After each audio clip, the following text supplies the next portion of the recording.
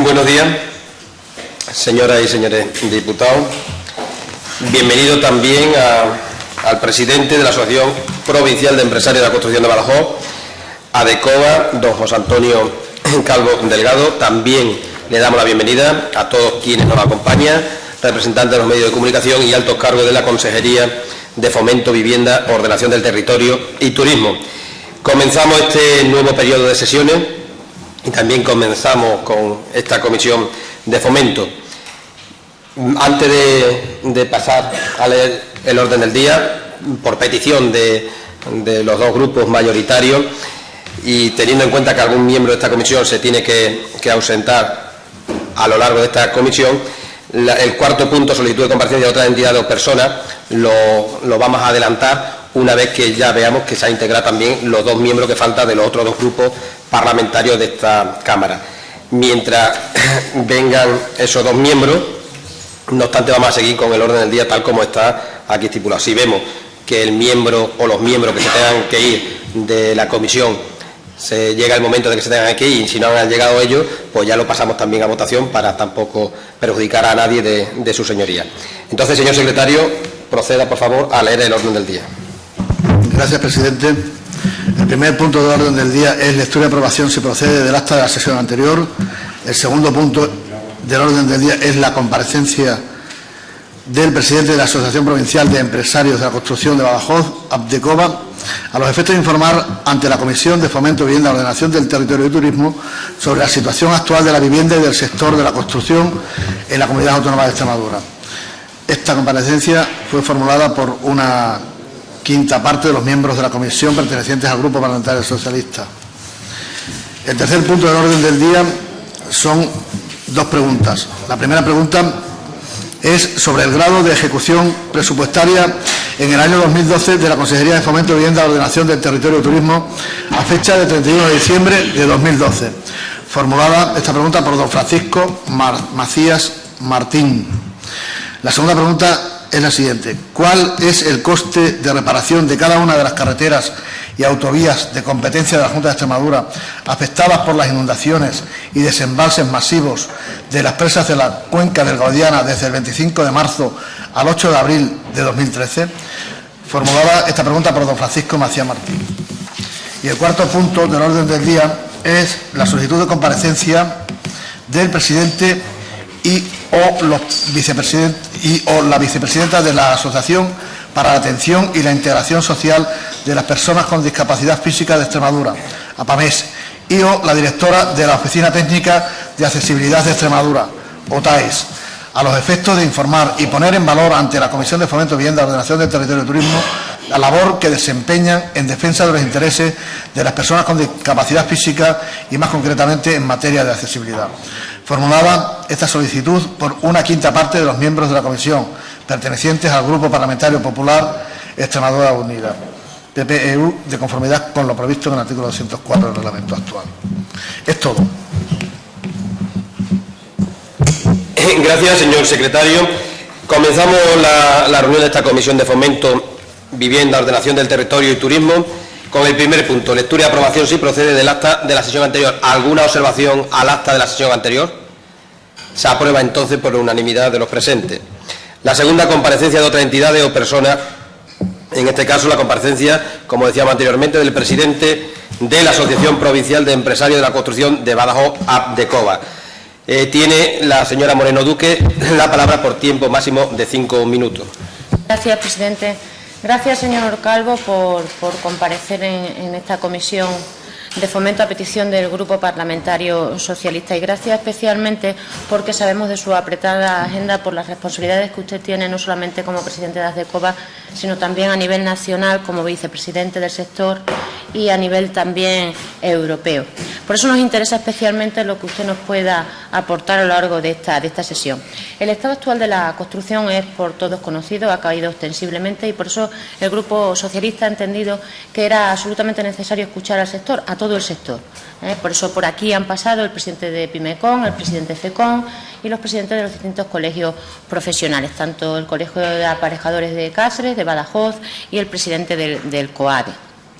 Esa es una práctica habitual en el Partido Socialista. Lo ha sido cuando gobernábamos, y lo es ahora también en la oposición, escuchar al sector. Nosotros, cuando elaborábamos los distintos planes de vivienda a lo largo de las distintas legislaturas, teníamos por costumbre escuchar al sector antes incluso de elaborar los distintos borradores de las distintas normativas. En esta ocasión, a mí me consta que se ha presentado el borrador al sector una vez que el borrador ya del plan autonómico estaba cerrado. No sé qué opinará usted al respecto. Sabemos por las distintas comparecencias que la inversión privada ha desaparecido prácticamente en el sector, en Extremadura. Es prácticamente inexistente por la falta total de crédito en la actualidad y muy en particular hacia este sector. Denunciaba el presidente de FECON que incluso para obtener crédito tienen ustedes que acudir a otras empresas de otros sectores para conseguir ese crédito tan necesario, e incluso cuando acuden a través de otras empresas se les concede ese crédito siempre y cuando no aparezca la palabra constructor. Eso es lo que denunciaba el presidente de FECONS. Es decir, se encuentran ustedes absolutamente marginados y marcados ante las entidades financieras en lo que a la concesión de crédito se refiere. Lo importante también, a nuestro juicio, es que ustedes nos dijeran quién los ha marcado. ¿Quién es el responsable de que ustedes estén tan marginados por las entidades financieras? El descenso de la obra nueva ha sido casi del 70% con respecto al año pasado. Pero si extrapolamos las cifras, podemos estimar que la obra de nueva construcción ha caído un 75,20% con respecto al año 2011. Igual perspectiva se llevan las obras de urbanización, ya que entre el 2011 y 2012 el descenso fue del 65,16% y del 74,14% con respecto a 2011. Esto es conforme a los datos que nos aportó en su momento el presidente del Colegio de Aparejadores. Con una reducción del 92% se está visando en Extremadura el 8% de lo que se visaba. Tremendo, tremendo. Desde el 2008 hasta el 2012 desaparecieron 1.570 empresas del sector en Extremadura. Desde el 2012 al 2013 han desaparecido 1.767 empresas, es decir, 197 empresas más que en los últimos 4 años. Esto lo dijo aquí el presidente de FECONS. Con todos estos datos y con lo que usted nos aporte hoy, nos gustaría saber qué es lo que ustedes esperaban y esperan de esta administración gobernada por el señor Monago. Nada más, muchas gracias. Gracias, señoría. A continuación tiene la palabra el señor Calvo Delgado por tiempo máximo de 15 minutos.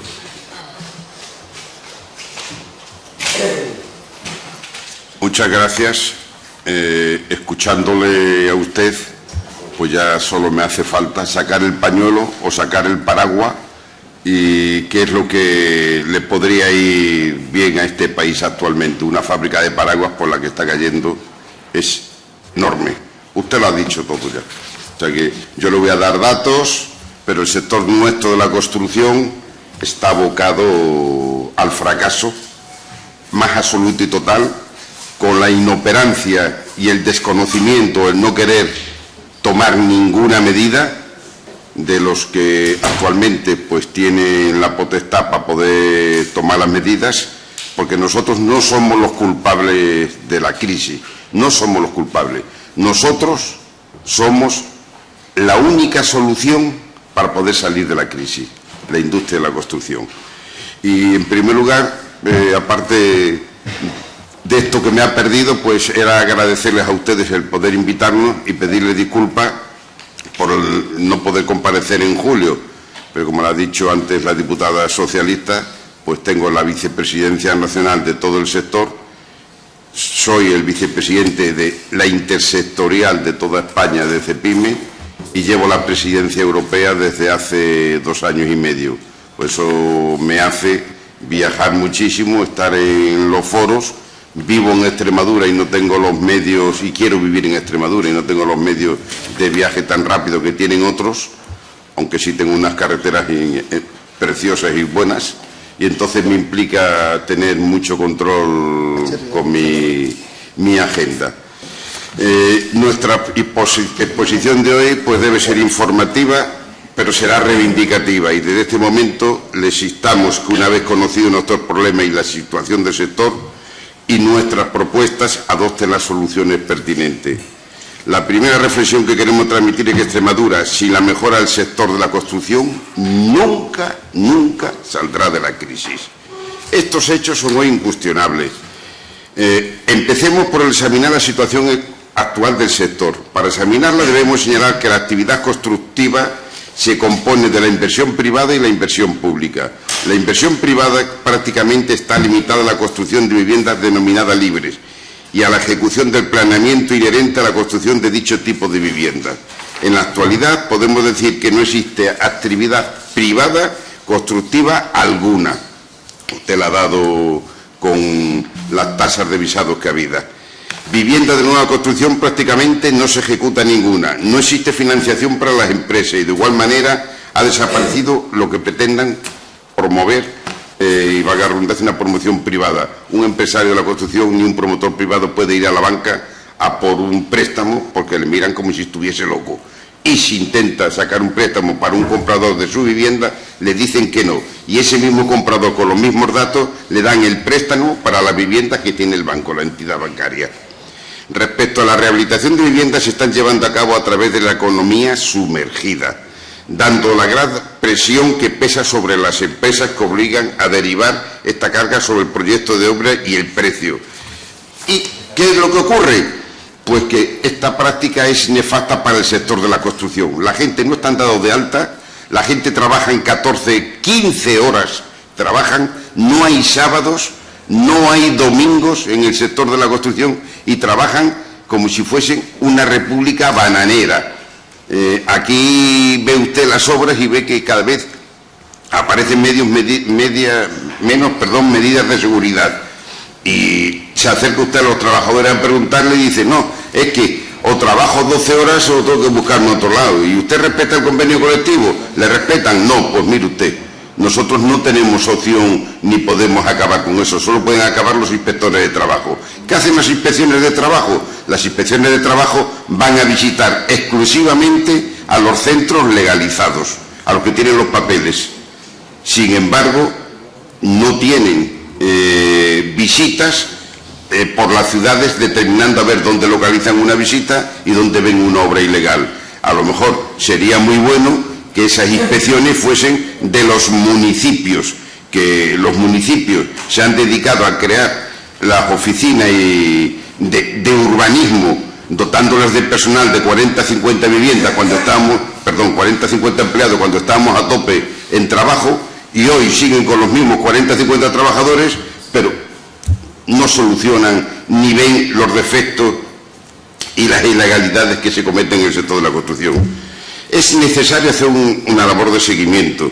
La inversión pública abarca un abanico de actuaciones que, por simplificar, podríamos clarificar en varios grupos. Obras mayores de ámbito superior autonómico y obras de claro contenido autonómico financiadas por nuestra comunidad o fondos europeos. Y obras de construcción de vivienda, edificios públicos y rehabilitaciones, cuyo promotor es la Administración. Cualquiera de estas categorías no tenemos que recordar que se ha visto seriamente afectado por una reducción en su inversión, hasta el punto de haber descendido en porcentajes anuales durante los últimos 4 años, rondando al 50%.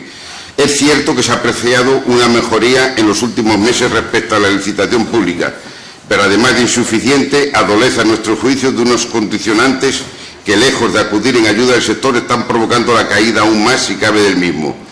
Tenemos en cuestión la inversión pública 3 graves problemas en nuestra comunidad autónoma. En primer lugar, la demora en el pago. En el segundo lugar, las bajas. Y en tercer lugar, las adjudicaciones a empresas públicas. La Administración, y especial autonómica, incumple la ley de contrato del Estado en cuanto al abono de las certificaciones de obra o facturas emitidas por los contratistas o suministradores. La obligación legal es abonarlo en el precio máximo de 30 días. La realidad supera en casi todos los casos los 180 días. Esto además tiene un agravamiento, que antes usted iba con una certificación de la Junta de Extremadura, de la Confederación, de cualquier organismo, y el banco le ponía las perras encima. Hoy el banco solo quiere recibir dinero de Papa Estado, pero no abona, ni endosa, ni permite ninguna certificación. Es más, desde que se instauraron en el 2012 los planos a proveedores, los plazos se han visto ampliados porque todas las autonomías, todas, no las de la extremeña, y los ayuntamientos espera que Papá Estado llegue, les pide desde el dinero y es cuando paga, pero entonces agrava la problemática de nuestro sector que cobramos una vez al año. A esta demora en el pago se une y en ocasiones se debe a desajustes presupuestarios que obligan a la Administración a reprogramar las obras adjudicadas, todo ello en perjuicio de que las empresas adjudicatarias sin compensación alguna. Respecto a las bajas, las pocas empresas que han podido mantenerse a día de hoy necesitan con carácter urgente financiación y puesto que por el conducto lógico, habitual y congruente que serían las entidades financieras no pueden conseguirlo, ofertan unas obras que ya los precios de licitación no son en sí reales y asumibles y aún así, para poder adjudicársela y continuar con su tráfico mercantil, han de efectuar dichas ofertas muy por debajo del coste de la licitación. El resultado de estas prácticas no es difícil imaginarlo. Pueden preguntar en la Consejería de Educación y la de Sanidad los problemas que han tenido con obras abandonadas. En una obra una empresa puede perder dinero, pero si la tónica habitual es licitar por debajo del costo de ejecución, sería cuestión de mayor o menor tiempo que la empresa tenga que desaparecer y, lo que es aún peor, deja de abonar a terceros sus obligaciones como nóminas, impuestos, proveedores, etcétera, con las consecuencias que esto implica. Además de todo ello, la Administración, que se siente satisfecha porque paga una obra muy por debajo de un precio que sus técnicos le indica que vale ejecutarla, esto habría que hacer un paréntesis y preguntarle. Tendrían que llamar a los técnicos y decirle ¿cómo son ustedes tan espléndidos que hacen y presupuestan una obra con un 40% más del precio que después llega el currito y la hace? Usted me está haciendo pagar unos impuestos que no es normal. No, no lo hacen porque saben que es mentira. Saben que el contratista lo que va a hacer es no pagar a otros para poder hacer la obra. Y el técnico ha cumplido su obligación de poner los precios que son. Pero esto parece que estamos en un país que todo el mundo esconde la cabeza bajo el ala.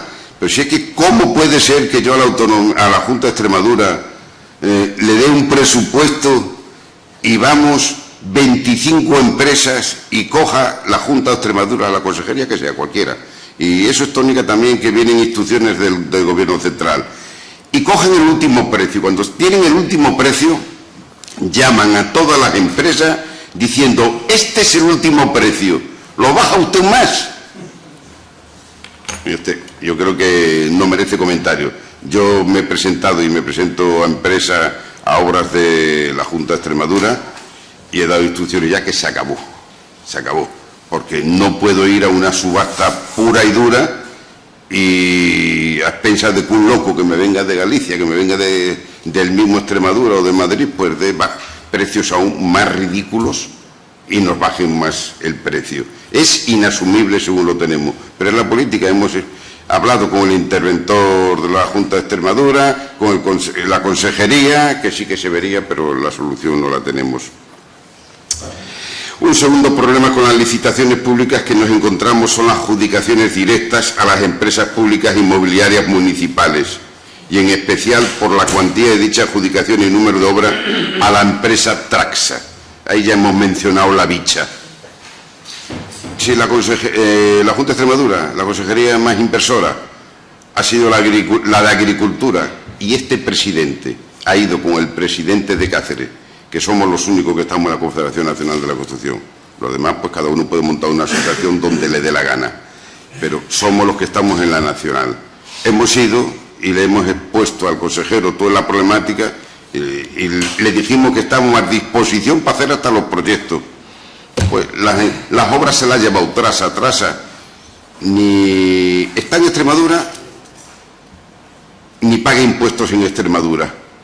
Y si contrata con empresas extremeñas la subcontratación, las contrata dándole 3 vueltas de tuerca y complicando más la vida a los autónomos y a las pequeñas empresas. Ustedes tienen el voto del pueblo, ustedes son los que tienen el voto del pueblo. Y el pueblo hoy está muy indignado, muy enfadado, pero yo soy de los que considera que si la política, aunque le añade usted suegra, le añade a la madre y se convierte en suegra, la política es un elemento necesario que necesitamos todos los países democráticos. Y yo, por favor, les pido a ustedes que luchen para que estas injusticias que hacen algunos pues no pueda cometerse. Confiamos, a pesar de todos los enfados, confiamos en ustedes, por favor, no nos defrauden. La consejería con más licitación, Agricultura. Agricultura no ha escuchado absolutamente nada de lo que le ha dicho el sector de la construcción. Absolutamente nada. Yo he tenido la suerte de tener una hija diputada como ustedes aquí.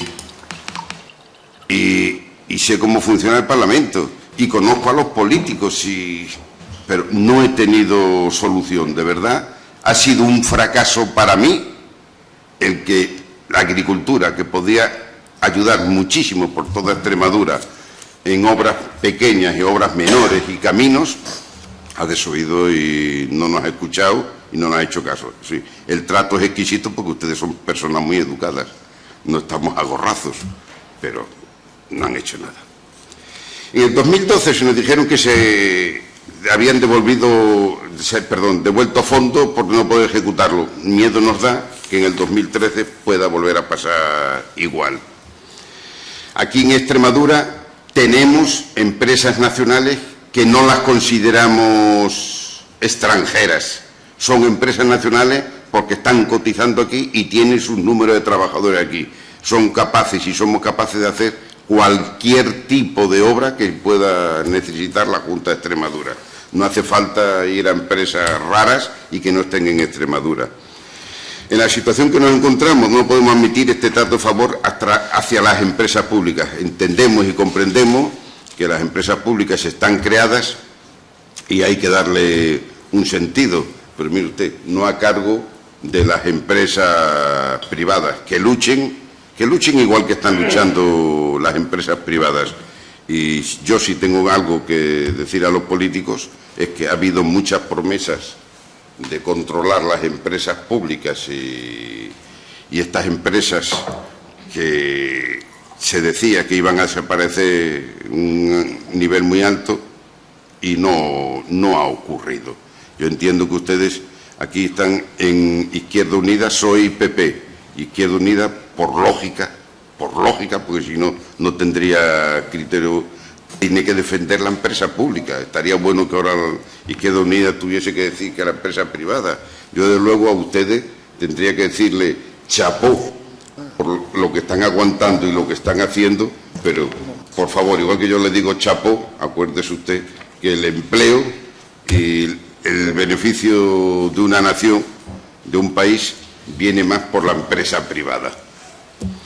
Por todo ello, podemos resumir el dato que la falta de inversión pública desaparece en España. Los datos en Extremadura, los datos que ha dado usted son reales. Y yo además le doy un dato a nivel nacional que puede asustarle. Nosotros hemos perdido 186.000 empresas en el sector de la construcción y hemos perdido 1.600.000 trabajadores. Mire usted, los que no lo están viendo este tema es que están locos, es que no están entendiendo lo que se les viene encima. 1.600.000 trabajadores en el sector nuestro. Y el dato que dicen normalmente es un trabajador de la construcción, uno de industria. Eso es mentira. El sector de la construcción por cada puesto de trabajo implica 1,80 en industrias auxiliares. Así que fábricas de puertas, carpintería, cortinas, muebles, sanitarios, todo desaparece. Pues tomen una medida porque si no esto no se soluciona. La destrucción de empleo y de empresas del sector es proporcional a la falta de licitación pública, sin olvidar... Disculpe, señor Calvo, debe de ir terminando. Es obvio que en viviendas protegidas se exige un determinado perfil para poder ser beneficiario. Salvo en zonas rurales es difícil poder congeniar, disponer un suelo para promover y disponer de una situación personal. Se justifica la falta de ayudas para la vivienda de nueva construcción en la afirmación de que esta vivienda existe un stock importante, pero no se puede hablar de un número determinado de stock en Extremadura a efecto de hablar de necesidad y carencia, ya que en cada núcleo urbano inicial termina la necesidad de vivienda. Existe infinidad de núcleos urbanos menores que necesitan vivienda y que no se les está atendiendo. Se ha modificado el funcionamiento del registro de demandantes de vivienda y se ha vuelto a perder una oportunidad única para conocer la verdadera situación. Existen soluciones, Adecoba viene planteándolas en la Administración insistentemente, pero vamos a aprovechar este foro para reiterarle y solicitar el compromiso de que por los miembros de esta comisión serán estudiadas y defendidas en la Cámara. En primer lugar, la Administración ha de entender que la inversión productiva no es un gasto, sino una necesidad para la creación de empleo. Necesitamos un compromiso de pago conforme a la Ley de Contrato del Estado, nunca una demora superior a 30 días. Necesitamos una Administración menos asfixiante en obligaciones fiscales y actuaciones administrativas. Dado que la Administración no cumple con los plazos de pago, las empresas se ven obligadas a endosar certificaciones que en la mayoría de los casos no las admiten. Acabar con la ilegalidad del cobro del 4% de la tasa de dirección e inspección de obras. Acabar con la ilegalidad del cobro del 4% de la tasa de dirección de obras.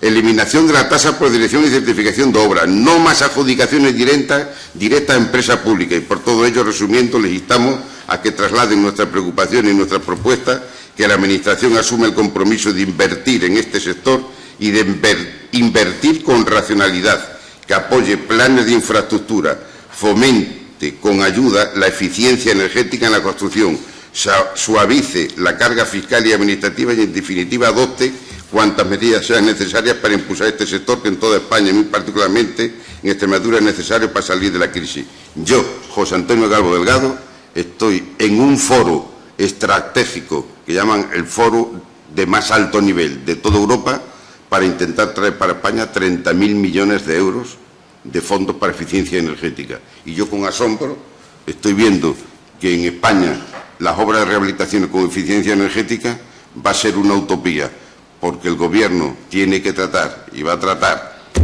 con las eléctricas y se nos va a castigar cuando no consume uno. Entonces, ¿de qué me sirve a mí hacer obras de eficiencia energética si después voy a tener que pagar a las eléctricas el mismo importe? Nos va a pasar un poco como lo que nos pasa a todos los curritos de a pie con las compañías de teléfono. Muchísimas gracias. Perdonen a lo mejor mi exposición atropellada y reivindicativa. Yo pertenezco al sector desde los 18 años y quiero al sector, amo al sector y me duele la incomprensión para este sector. Muchas gracias a todos. Gracias, señor Calvo Delgado. A continuación pasamos al tiempo que dispondrán los grupos parlamentarios de menor a mayor representación en esta Cámara. Tiene, en primer lugar, la palabra el representante del Grupo Mixto, el señor Damián Beneito. Buenos días. Por tiempo máximo de 10 minutos.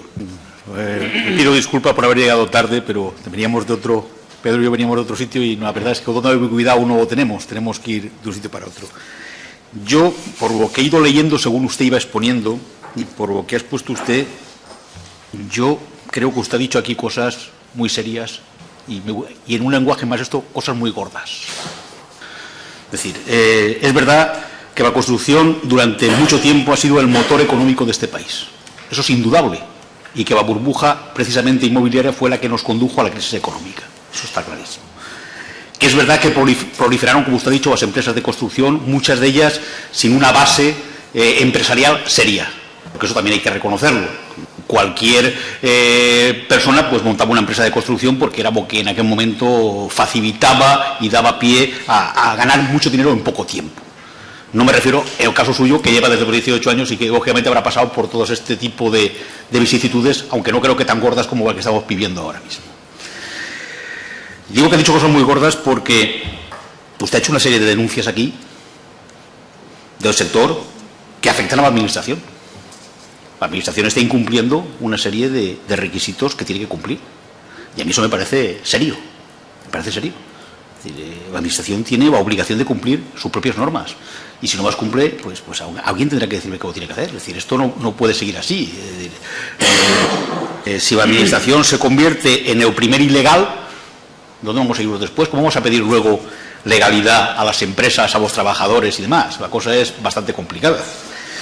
Por otro lado, yo como regionalista sí me gustaría decirme que yo entiendo que se quejen ustedes de que empresas que no son extremeñas y que no pagan sus impuestos en Extremadura se estén aprovechando de lo poco que está saliendo ahora mismo en el tema de la cuestión pública. Eso me parece serio, me parece grave. Y creo que eso, bueno, de alguna manera nos debería hacer pensar pues qué está pensando el partido del Gobierno ahora mismo cuando deja que, con el paro que tenemos en nuestra comunidad, hace que otras empresas ajenas a esta comunidad sean las que se lleven las ofertas públicas de empleo, de inversión. Yo creo que eso no es lo más adecuado. Usted plantea una serie de soluciones que nosotros estudiaremos. Yo creo que hay algunas que están dentro de lo que nos parece algo que debería no ser novedoso, que debería ser algo que estuviera ya funcionando. Creo que hay algunas de las soluciones que usted plantea que, bueno, creo que son de cajón. Es decir, la demora de 30 días en las facturas, por ejemplo, yo creo que es algo que se ha habido contratos de Estado. Es decir, esto debería ser algo obligatorio y algo que no debe. O sea, yo no entiendo cómo pueden estar ustedes con los 180 días y a un año como usted en un momento ha sugerido. Yo creo que es una auténtica barbaridad.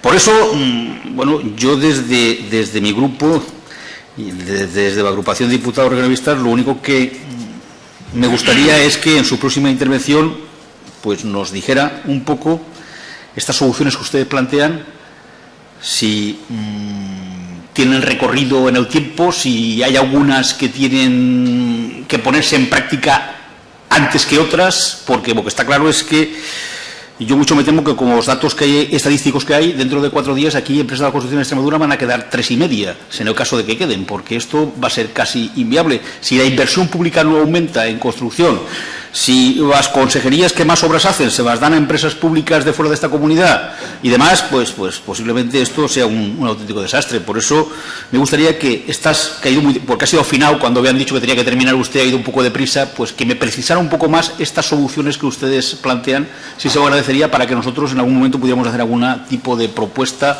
o iniciativa aquí en esta Cámara para favorecer el tema de las empresas. Muchas gracias. ¿Es del Partido Socialista? Los regionalistas. Gracias, señor Benedito Pita. A continuación, el representante del Grupo Izquierda Unida Verde SIE, el señor Escobar, tiene también la palabra por tiempo máximo de 10 minutos. Bienvenido a esta casa.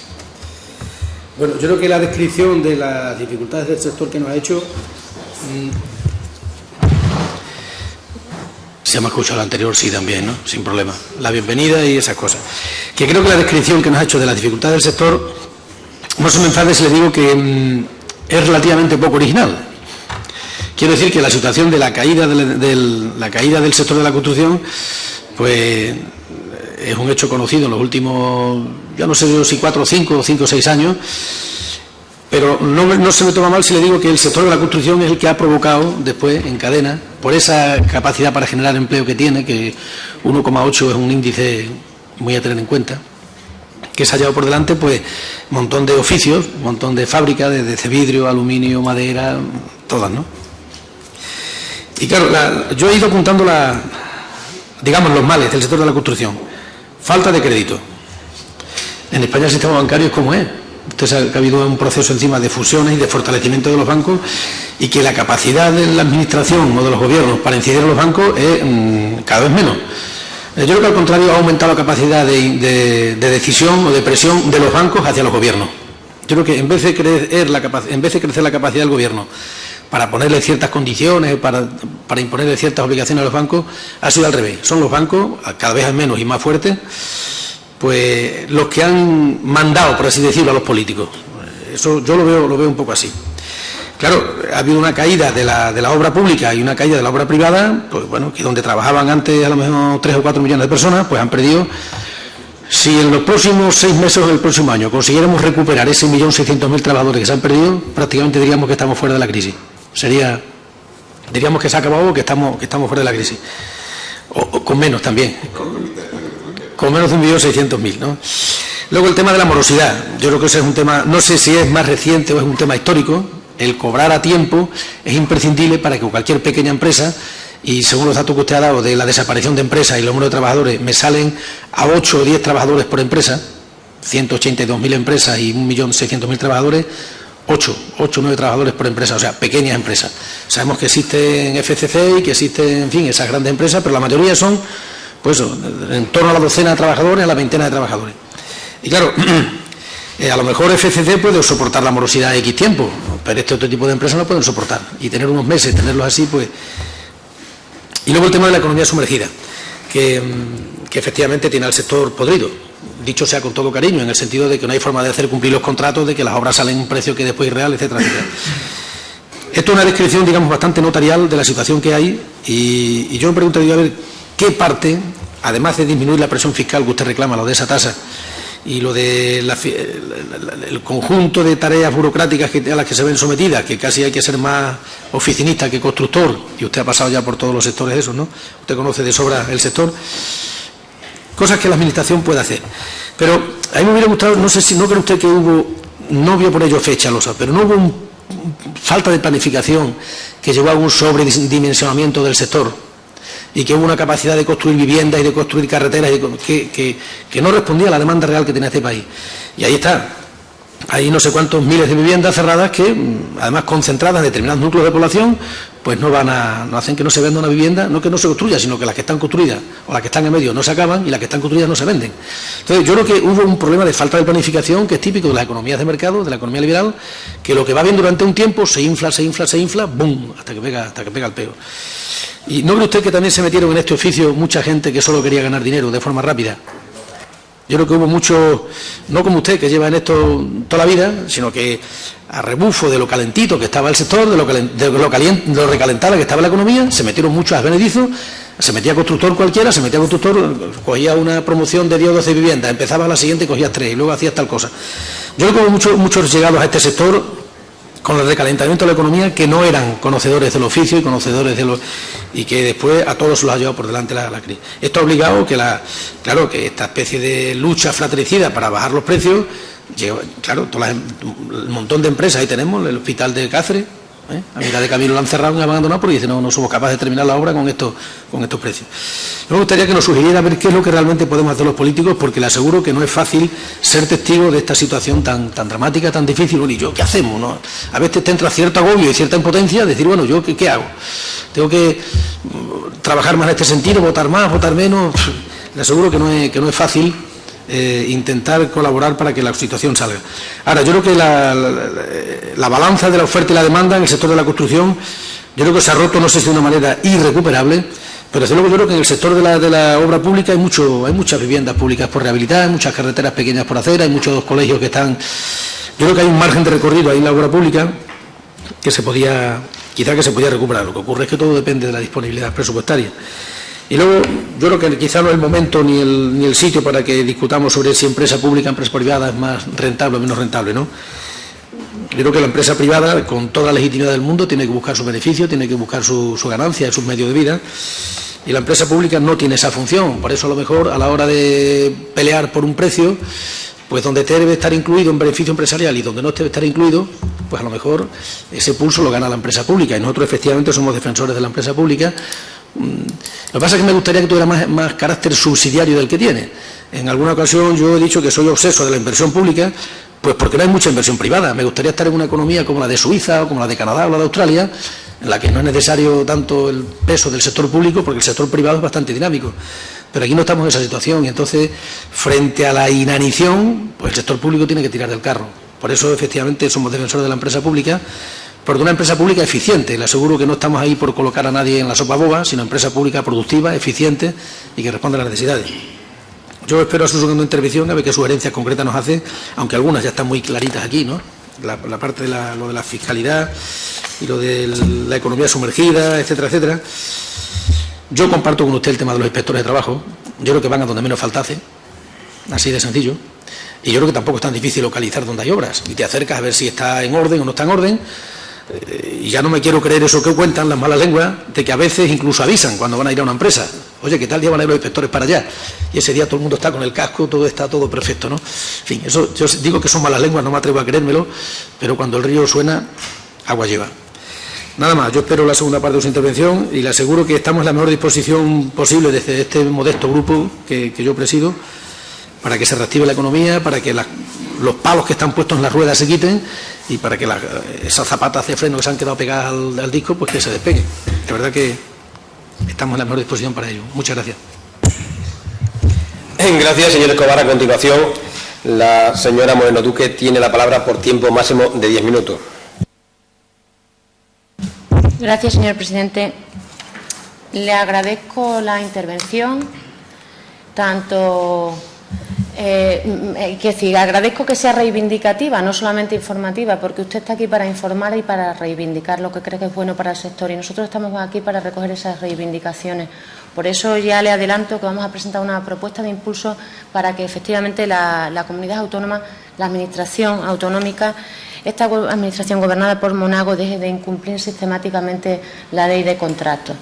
No solamente lo ha dicho usted, también lo dijo el presidente de FECON, lo denunció, incidiendo en el reiterado incumplimiento por parte de esta administración gobernada por Monago, y decía que actualmente sobrepasan con holgura los 180 días, como bien ha dicho usted. Y además, no nos olvidemos del actual pago a proveedores, que se establece una quita de un 20%. Nada más y nada menos. Así que vaya por delante, que nosotros ya le vamos a presentar una propuesta de impulso, a ver si tenemos la suerte de conseguir por lo menos eso. Hablaba usted en primer lugar de la inoperancia y la falta de conocimiento de quienes tienen ahora el trabajo, ¿verdad?, la responsabilidad de buscar soluciones para el sector. Eso mismo comparte este grupo parlamentario.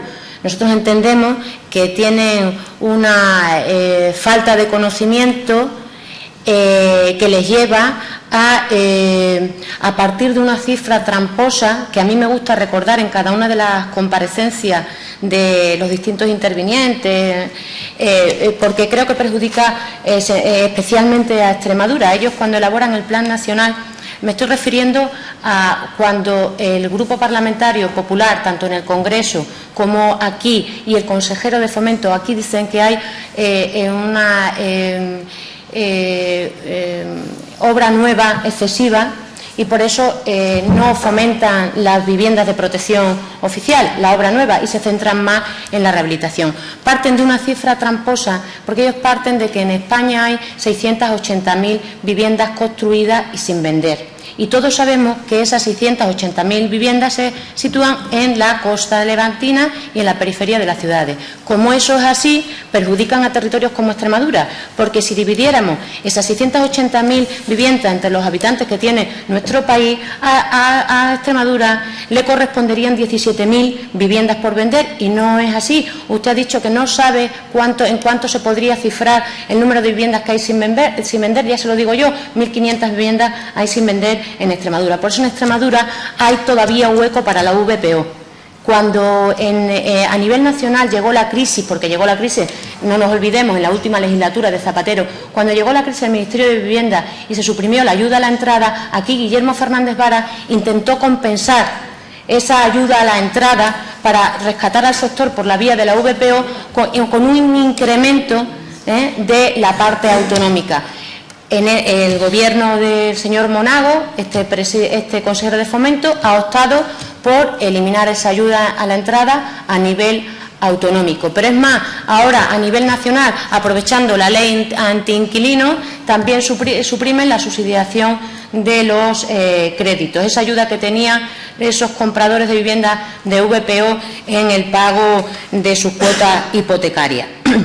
Decía que hay hueco para la VPO, entiendo que usted lo comparte, y además hablaba usted también de que en la rehabilitación se centran en la eficiencia energética, va a condicionar a la rehabilitación que se plantea a la eficiencia energética.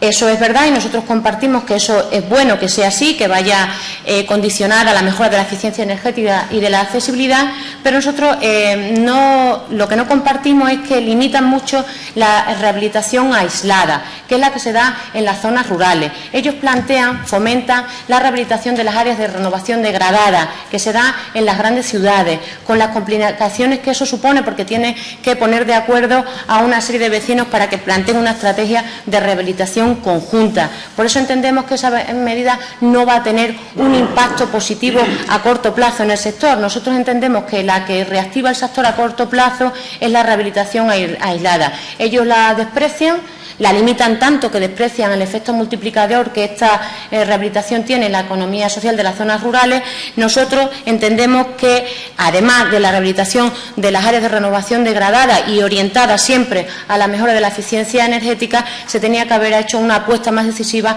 por la rehabilitación aislada. Por eso nosotros propusimos un plan de estímulo que el señor Monao calificó como de chorrada. En ese plan de estímulo hablábamos de más viviendas de protección oficial, de una rehabilitación aislada, de más viviendas de promoción pública, más viviendas sociales, de promociones públicas también destinadas al alquiler, porque ellos también hablan mucho del alquiler, pero no apuestan por una figura que, además de ayudar al alquiler, al fomento del alquiler, ayudaría también al sector, que son las promociones destinadas al alquiler. Con eso se conseguirían unos precios más bajos destinados al alquiler, pero se ayudaría también al sector de la construcción que tanta ayuda necesita. Planteamos ese plan de estímulo. Nos dio para presentar distintas propuestas de resolución, pidiendo eso que le digo, más promociones públicas de viviendas sociales, más vivienda VPO, más rehabilitación aislada, pero no tuvimos la suerte, la fortuna de que los grupos parlamentarios presentes en la Cámara apoyaran nuestras propuestas de resolución. Me gustaría que usted nos dijera qué le parece al respecto esto de la rehabilitación aislada y de las promociones destinadas al alquiler, y me gustaría también que nos hablara de cómo están las infraestructuras en la región, porque el presidente de FECON nos decía que no se está valorando, que nadie se ha preocupado de cuantificar cuánto nos va a suponer volver a dejar las infraestructuras cuando finalice esta legislatura en el estado en el que se encontraban en el 2011. Eso es lo que denunciaba el presidente de FECON. Literalmente nos dijo: cuando dentro de 2 años se celebren elecciones de nuevo en nuestra comunidad autónoma, tanto si repiten los que están hoy en día en el Gobierno como si ganan los que están actualmente en la oposición, para poder poner el contador a cero, es decir, dejar las infraestructuras de esta región en el mismo estado que hace 4 años, tendrán que solicitar una cantidad de dinero nunca inferior a los 840 millones de euros. Decía: es cierto que lo más fácil y cómodo en tiempos de crisis es reducir la inversión en infraestructura, pero mucho cuidado con la política de inversiones que se ha adoptado en estos 2 últimos años, la cual nos ha llevado en la actualidad a un mantenimiento insuficiente de nuestras infraestructuras. Me gustaría saber qué opinión tiene al respecto. Y nada más, también nos ha contado usted lo del impuesto de actos jurídicos documentados, que como usted es responsable también a nivel nacional, sabrá que es la única comunidad autónoma que cobra este impuesto por el hecho de endosar una certificación de obra. Nada más, reiterar nuestro agradecimiento por esa explicación tan reivindicativa y reiterarle que nosotros esa reivindicación suya la vamos a trasladar al Parlamento con iniciativas parlamentarias. Nada más, muchas gracias. Gracias, señora Moreno Duque. Para finalizar el tiempo de los grupos parlamentarios, tiene la palabra el portavoz del Grupo Popular Extremadura Unida, el señor Herrero Rubio. Gracias, señor presidente. En primer lugar, sea usted bienvenido a esta comisión y muchas gracias por comparecer ante nosotros para darnos su punto de vista y su conocimiento respecto a la situación en la que se encuentra el sector de la construcción. Usted ha dicho muchas cosas aquí. Voy a intentar, desde el punto de vista de nuestro grupo parlamentario, cómo se ven las cosas. Bien, nosotros cuando entramos en el Gobierno, cuando llegamos al Gobierno, pues resulta que los fondos de empleo estaban agotados, los fondos para inversiones estaban agotados, no solo agotados, sino sobre ejecutados, y eso, ¿qué ha producido en la región? Pues lógicamente que lo que se tenía previsto gastar en los siguientes años, pues ya lo tenían consumido antes de las elecciones. Partimos de esa premisa, partimos de que igual a los constructores le hubiera gustado que en vez de destinar 300 millones de euros al pago de la deuda, se destinaran a inversiones, que es lo que ha sucedido este año. Nos encontramos con el segundo mayor déficit de todas las comunidades autónomas y actualmente somos la comunidad autónoma que menos déficit teníamos. Debíamos estabilizar las cuentas, como entiendo que se debe hacer en cualquier otra empresa constructora, en la vida familiar, es decir, algo de sentido común, y es lo que se está haciendo, control de deuda y control del déficit. Es cierto que la inversión ha caído en picada, es decir, prácticamente 2007-2008 la inversión, tanto pública como privada, ha caído en picado, es lógico. Ya nos alertaba en el 2005 la Unión Europea que estábamos consumiendo la mitad de cemento que toda la Unión Europea, es decir, un síntoma claro y evidente de que algo estábamos haciendo mal. El sector de la construcción ha sido el motor de España y creo y considero que es cierto que debe seguir siendo el motor de España, pero si bien de una forma ordenada, de una forma racional, lógicamente, sin olvidar también el potencial exportador que tiene Extremadura y el potencial turístico, que es muy importante también. También le he escuchado hablar de los bancos, que no quieren oír hablar nada de constructoras ni promotoras, es cierto, y yo siempre lo he dicho, los bancos te ponen el paraguas cuando hace sol y te lo quitan cuando llueve, es cierto. Pero es que es la realidad. Quizá ahora mismo la morosidad que tienen los bancos, gran parte de ella proviene del sector de la construcción, de la promoción, y por tanto han cerrado el grifo en ese sentido. También le he escuchado hablar de la picaresca que hay en el tema de la economía sumergida. Es cierto que debemos luchar contra la economía sumergida. Está quitando gran parte del trabajo a las empresas que pagan religiosamente sus impuestos. Pero también es necesario, y creo que la denuncia viene también de parte de las personas que tienen conocimiento de que se está produciendo una infracción, de las empresas que tienen conocimiento de que se están realizando obras que no están fuera de Hacienda. En fin, yo creo que también es necesario que se colabore entre todos. Ha sido usted muy reivindicativo con el tema del pago de la Junta. Para que tenga un dato, en 2011 se debían a proveedores 400 millones de euros en la Junta de Extremadura. En el 2013 se ha reducido la cifra hasta 50 millones. Y eso gran parte es debido al trabajo que está haciendo la Junta de Extremadura. Usted es reivindicativo con los 180 días. Yo le puedo decir que 180 días, porque pertenezco también al sector de la construcción, no viene de ahora. Es decir, se creó en el 2004 una ley de pago contra proveedores, o sea, contra morosidad. En el 2010 se sacó otra vez una ley contra la morosidad. Esto no viene de ahora. La Administración sistemáticamente ha tardado en pagar, pero es una situación que, como ya le digo, no es de ahora, no es actual. En el sector de la construcción, los datos los tengo aquí, el paro en Extremadura en el sector de la construcción, en enero del 2013 había 22.103 personas paradas. En agosto del 2013 hay 19.444. Es decir, se ha reducido el paro en casi un 12%.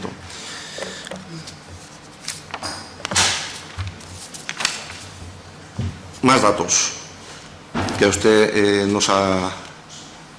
Le puedo decir, por ejemplo, la compraventa de viviendas venía desde el 2009 lastrada, es decir, decayendo año tras año. Sin embargo, ha habido un punto de inflexión. En el 2012 se ha roto esa tendencia y ha crecido un 2% respecto al año 2011.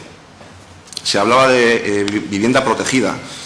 Nosotros somos partidarios, lógicamente, de la vivienda protegida. Lo que somos partidarios de la vivienda protegida allí donde sea necesaria y donde se haga necesaria para las personas que lo necesiten.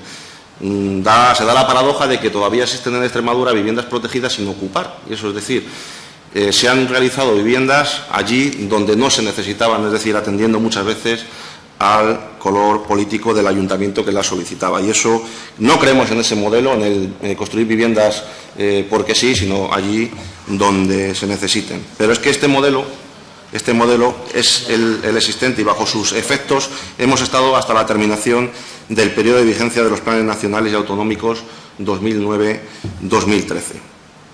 Actualmente, en agosto, se aprobó el nuevo plan de rehabilitación y vivienda 2013-2016, en el cual se incluyen la eficiencia energética, la accesibilidad, como factores estratégicos y potenciales, dado que la nueva construcción de viviendas, lógicamente, pues va a seguir durante un periodo aletargada.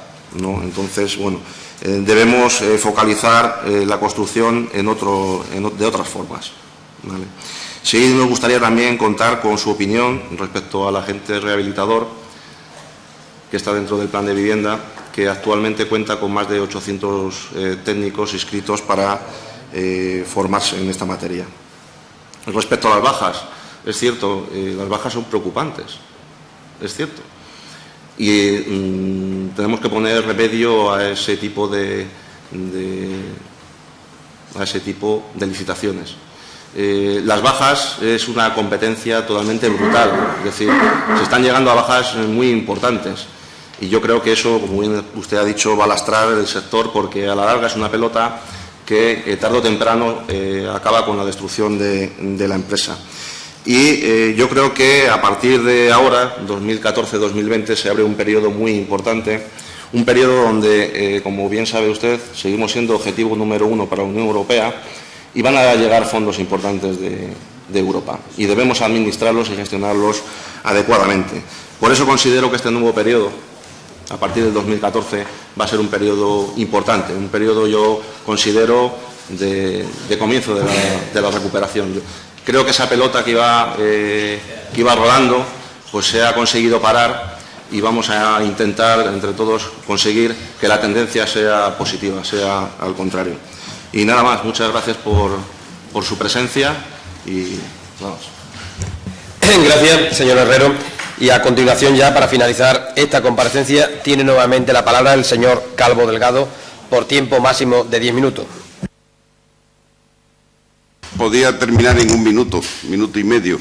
Si veo la versión del representante o presidente, no sé cómo se denominan ustedes, de portavoz del PP, pues voy a salir, me voy a tomar una botella de Moët Chandon o de Clicquot, impresionante, porque veo que el sector nuestro de la construcción pues está bajando en el paro y está bajando todo. Mire usted.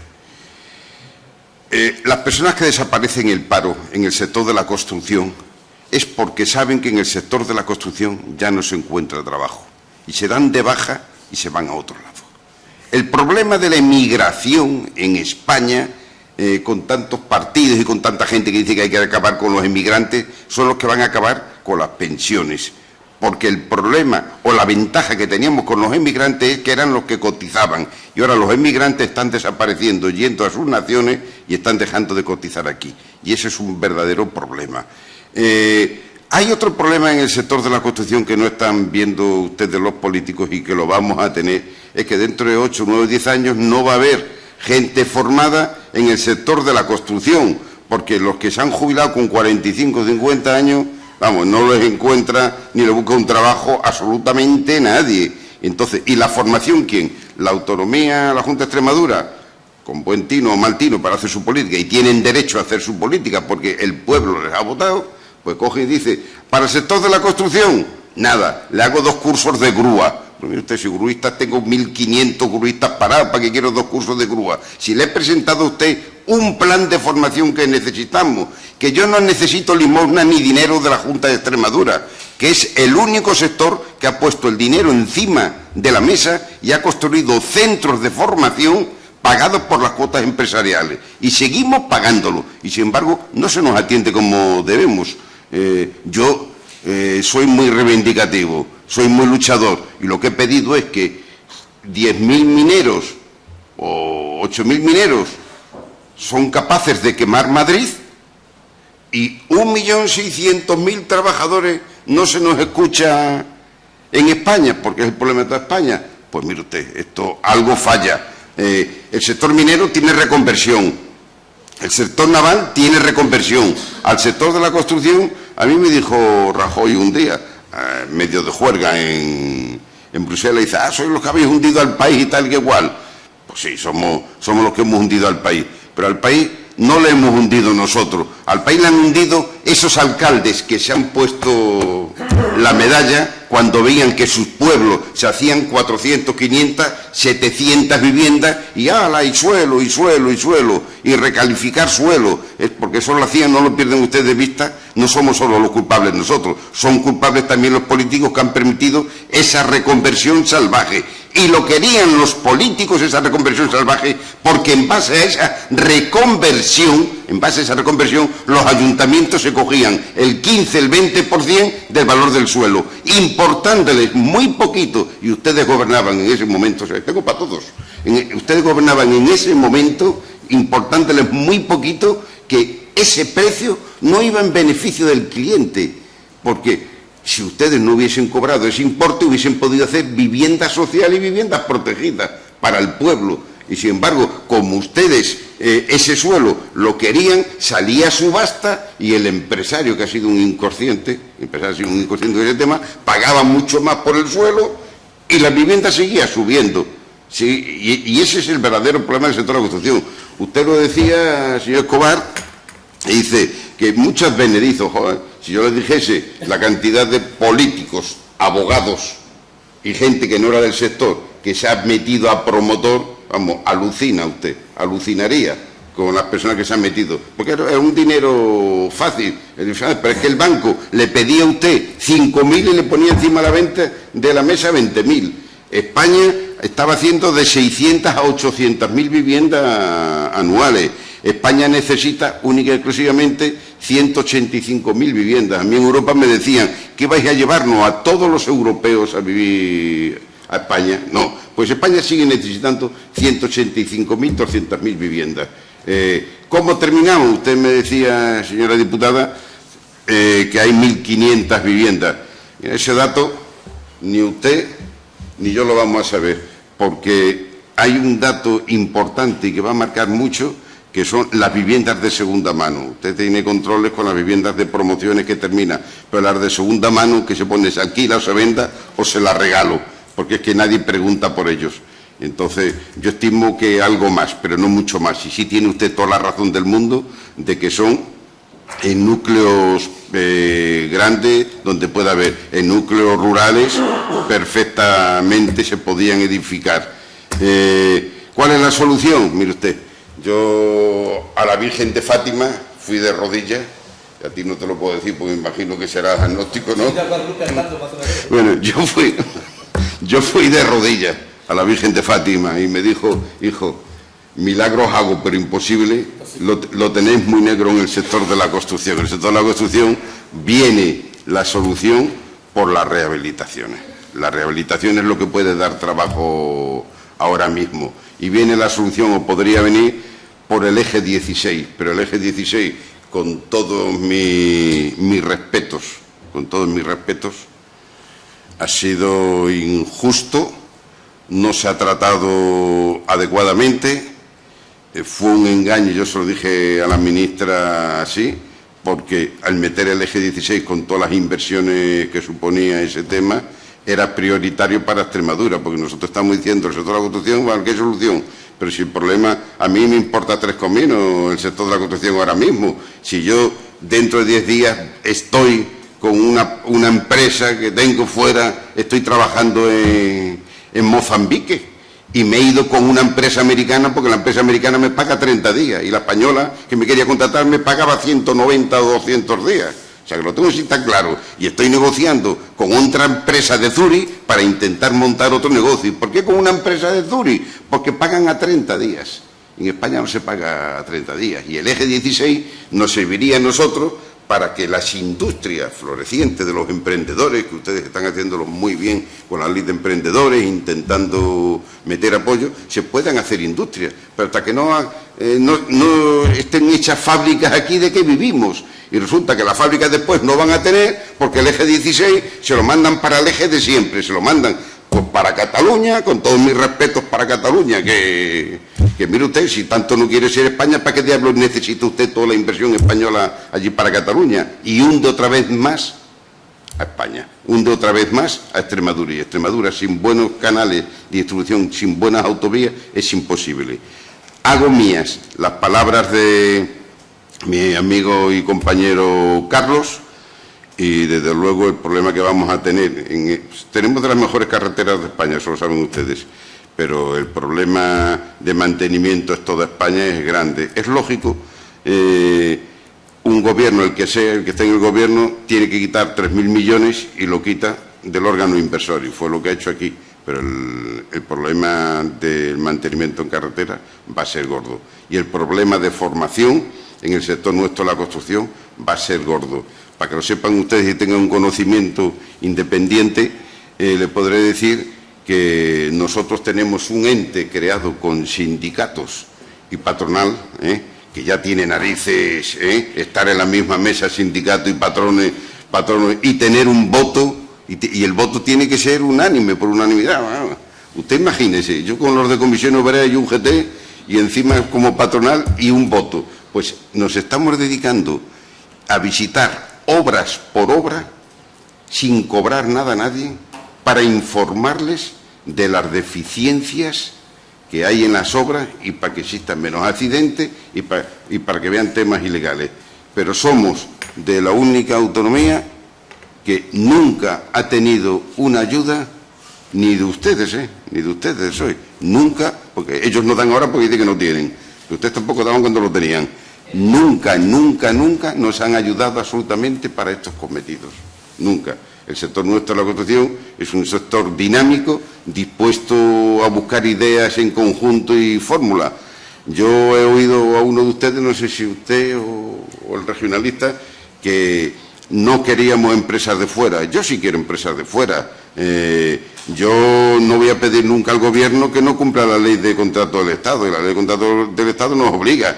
Yo lo que no quiero es las empresas públicas que dice usted, que claro, que como no tiene que pagar no sé qué, no sé cuánto rollo, como no tiene beneficio, tiene menos problemas. Si es al revés, señor don Pedro Escobar, si la empresa pública no descuenta el 30% que me obligan a mí, por tanto, se lo quitan en falta de productividad de las empresas que les digo yo, las empresas como Trasa y demás. Yo admito y quiero que vengan empresas, pero el gobierno socialista hacía una cosa que lo hacía muy bien,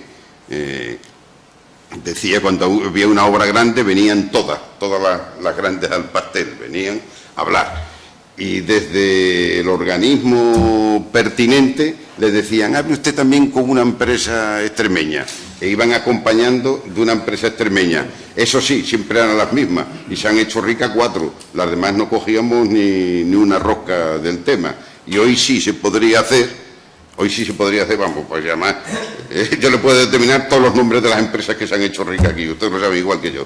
De acudir con esas empresas nacionales, y ustedes sí podrían hacer desde el Partido Popular que las empresas cuando vengan aquí que vayan acompañadas de empresas extremeñas, que den el puesto y vigilar que se cumpla la ley de contrato y la ley de subcontratación, que es otra cosa muy importante para el bienestar del trabajador. Nosotros no queremos un sector ganando 500 euros, porque lo que queremos es que se consuma dinero, y se consume ganando, no se consume poniendo sueldo de miseria. Y, por favor, tienen ustedes en sus manos una cosa importantísima. La segunda tuerca de las bajas.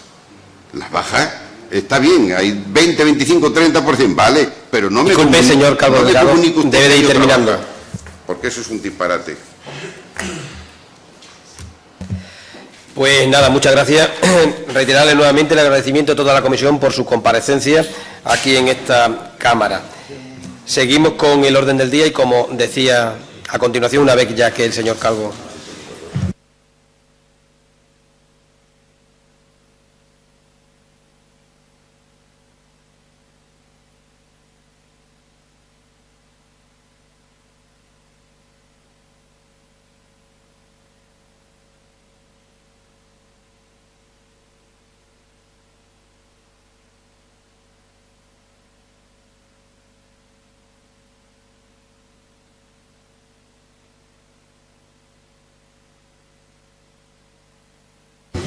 Le recuerdo a su señoría que vamos a votar a continuación, porque vamos a pasar al punto número 4, por petición de los dos grupos mayoritarios de esta Cámara.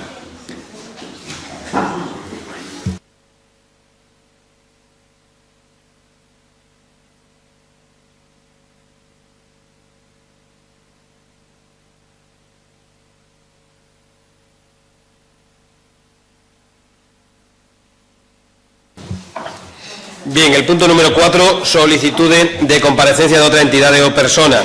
En este caso hay una solicitud de comparecencia del presidente y o la vicepresidenta de la Asociación para la Atención y la Integración Social de las Personas con Discapacidad Física de Extremadura y también de la directora de la Oficina Técnica de Accesibilidad de Extremadura, formulada por el Grupo Parlamentario Popular Extremadura Unida, que tiene la palabra su portavoz pues para explicar esta comparecencia. Gracias, señor presidente. Bien, pues la solicitud que realizamos desde el Grupo Parlamentario Popular Extremadura Unida sobre la accesibilidad de personas con discapacidad no es con otra intención, sino la de conocer la labor que realizan estas dos asociaciones en esta materia, simplemente.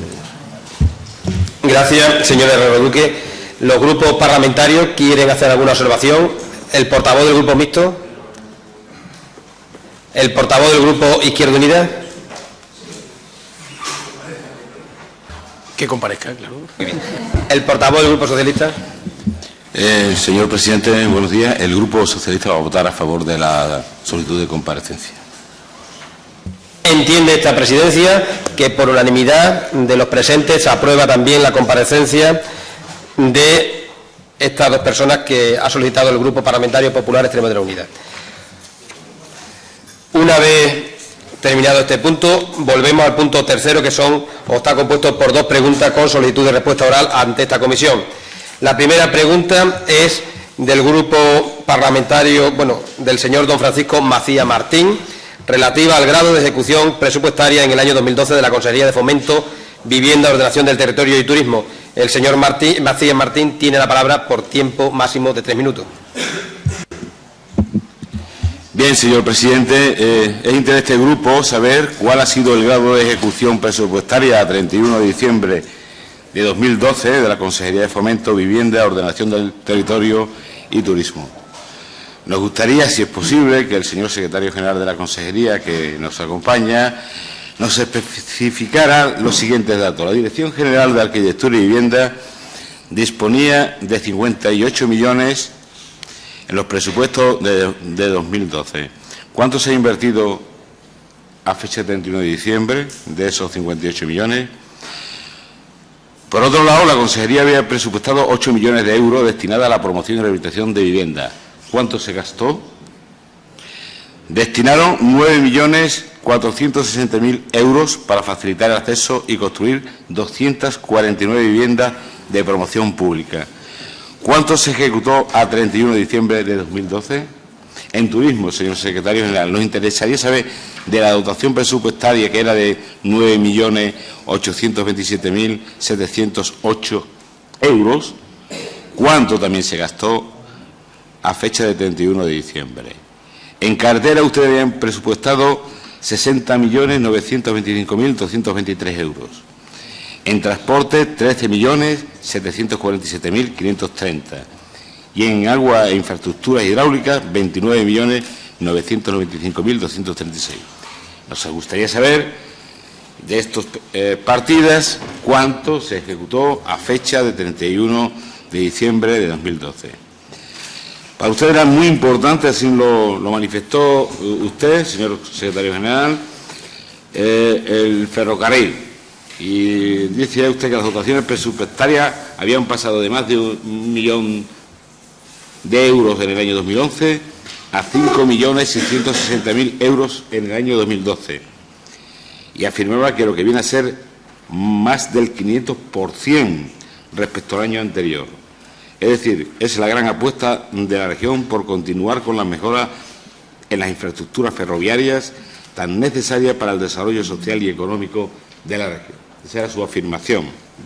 Pues bien, queremos saber cuánto ejecutaron en infraestructuras ferroviarias en el año 2012 de esta cantidad. En agua e infraestructuras hidráulicas, abastecimiento de agua, el superproyecto contaba con una dotación de 7.848.727 euros. Igual, señor secretario general, ¿cuánto ejecutaron a fecha 31 de diciembre? Tratamiento de aguas residuales, por último, con una dotación de 17.444.487 euros. Nos puede decir también a efecto 31 de diciembre, cuánto se gastó de esta partida. Nos gustaría, si es tan amable y si es posible, y usted lo tiene así cuantificado, que de cada una de las cuestiones que hemos planteado, que todas se engloban en la pregunta que le formulamos, que no es otra que cuál ha sido la ejecución presupuestaria a 31 de diciembre de 2012 en la Consejería de Fomento y Vivienda, Ordenación del Territorio y Turismo, sección 16, nos lo diera por porcentaje. Se ha gastado tanto, lo supone este porcentaje, a efecto de tener la información que necesitamos para no solamente hacer una valoración política, sino como documento de trabajo de cara a los presupuestos del año que viene. Muchas gracias, señor Macías. A continuación, para contestar, tiene la palabra el secretario general de la Consejería de Fomento, don Roberto Carballo, al cual le agradecemos la comparecencia en esta Cámara, por tiempo máximo de 10 minutos. Bien, muchas gracias, señor presidente. Buenos días. Si la pregunta lo hubiera planteado un poquito más concreta y no tan amplia como finalmente la plantea en la petición de información, lo hubiera podido contestar con el máximo detalle. De todas formas, no le desanimo, porque sí que le voy a contestar no solamente a eso, sino a efectos de porcentaje, no solamente de ese ejercicio, sino de ejercicios anteriores, y le daré una información lo más completa posible para que usted tenga la máxima capacidad de interpretar el estado de ejecución de la Consejería durante el año 2010, 2011, 2012, y así lo pueda hacer la proyección para el ejercicio 2014. En el caso de la elaboración de presupuesto. Bien, lo primero voy a proceder a definir qué es la ejecución presupuestaria, la cual la podemos entender como el volumen de obligaciones reconocidas respecto a los créditos definitivos aprobados en la Ley de Presupuestos, teniendo en cuenta las diferentes modificaciones de crédito. Siguientemente, pues es poner de manifiesto que esta información de forma agregada se publica en resoluciones trimestrales de la Intervención General de la Junta de Extremadura, en cumplimiento de lo establecido en el artículo 37 de la Ley de Presupuestos de la Comunidad Autónoma, denominado de transparencia de la ejecución presupuestaria. La última resolución, que le animo a que la vea, está publicada el día 25 de julio, es del día 25 de julio, está publicada el día 30 de julio en el DOE número 146, en donde se establecen los datos de ejecución acumulados al día 30 de junio del 2013, con lo cual está bastante más actualizada. Bien, en respuesta a su pregunta, no a la batería de preguntas que me ha realizado con posterioridad, que insisto que trataré de contestar, voy a hacerle una pequeña referencia a ejercicios anteriores, concretamente al año 2010 y 2011, para que tengamos los datos en la perspectiva correcta. Estos datos se los voy a facilitar a nivel de Dirección General, por servicio presupuestario, capítulo presupuestario, programa y fuente de financiación, y por supuesto con porcentaje. Bien, en el año 2010, por servicio presupuestario, podemos decir que la Consejería de Fomento, en aquel momento tendríamos que tener en cuenta que la Dirección General de Turismo se encontraba en otra consejería, poseía unos créditos definitivos de 410.909.932,89 euros, de los cuales la Secretaría General poseía 11 millones, aproximadamente, por no ser especialmente meticuloso, 73 millones viviendas, 15 millones urbanismo, 35 millones y medio transporte, 215.435.000 euros la Dirección General de Infraestructuras y Agua, Arquitectura tenía 36.307.000 y la Dirección General de Turismo 27.782.000. Bien. El porcentaje de ejecución correspondiente a la Secretaría General fue del 90,67%, la Dirección General de Vivienda un 61,13%, la Dirección General de Urbanismo un 81,65%, la Dirección General de Transporte un 51,93%, la Dirección General de Infraestructura un 63,04%, la Dirección General de Arquitectura un 48,35% y la Dirección General de Turismo un 61,24%. En total, la media de la ejecución presupuestaria de lo que sería la actual Consejería de Fomento se establece en unos 61,78%. Es decir, de los 410 millones que había para ejecutar en el año 2010, solamente se ejecutaron 253.842.047,47 euros.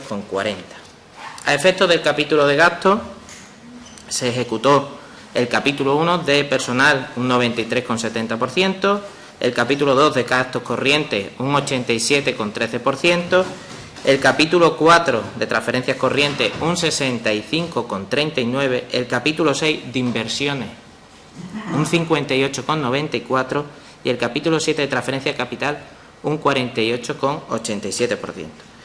Es decir, que aquellos capítulos que implican una gestión o un esfuerzo por parte de los interesados y por parte de la Administración, fundamentalmente, la ejecución estuvo siempre por debajo del 65%. La ejecución ha sido muy buena en capítulo personal y en capítulo de gastos corrientes.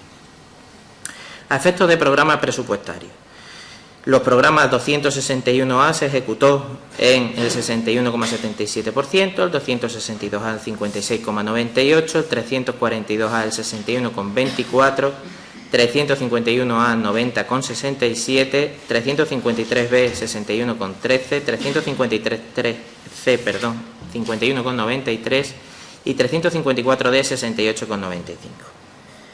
Por fuente de financiación, la fuente de financiación de comunidades autónomas, CA 64,21, CT 51,12, FC 64,60, FEDER 60,27, FI 26,57, Fondo Social F 88,66, PC 41,21 y Transferencia del Estado 52,67.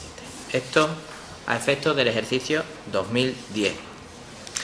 En el ejercicio del 2011 hemos hecho dos bloques de análisis, uno a 30 de junio del 2011 y otro a final del ejercicio del 2011. A 30 de junio del 2011, y sin ser especialmente detallista, como le digo, por capítulo, en el capítulo 1 estaba ejecutado el 48%, en el capítulo 2 el 37%, en el capítulo 4 el 22%, en el capítulo 6 el 42% y en el capítulo 7 el 30,12%. En total general un 40,41%. A efectos de servicio, pues la 1601 sería la Secretaría General, pues el 43%, el 1602 el 44%, la 1603 un 27%, la 1604 un 28%, la 1605 un 41,26%, la 1704 un 39,54%. En total un 40,41%, como le he dicho. A efectos de programa, el 261A teníamos una ejecución de un 34%, del 262A un 55,87%, el 351A un 43%, el 353B un 43%, el 353C un 28%, el 354D un 35% y el 342A un 39%.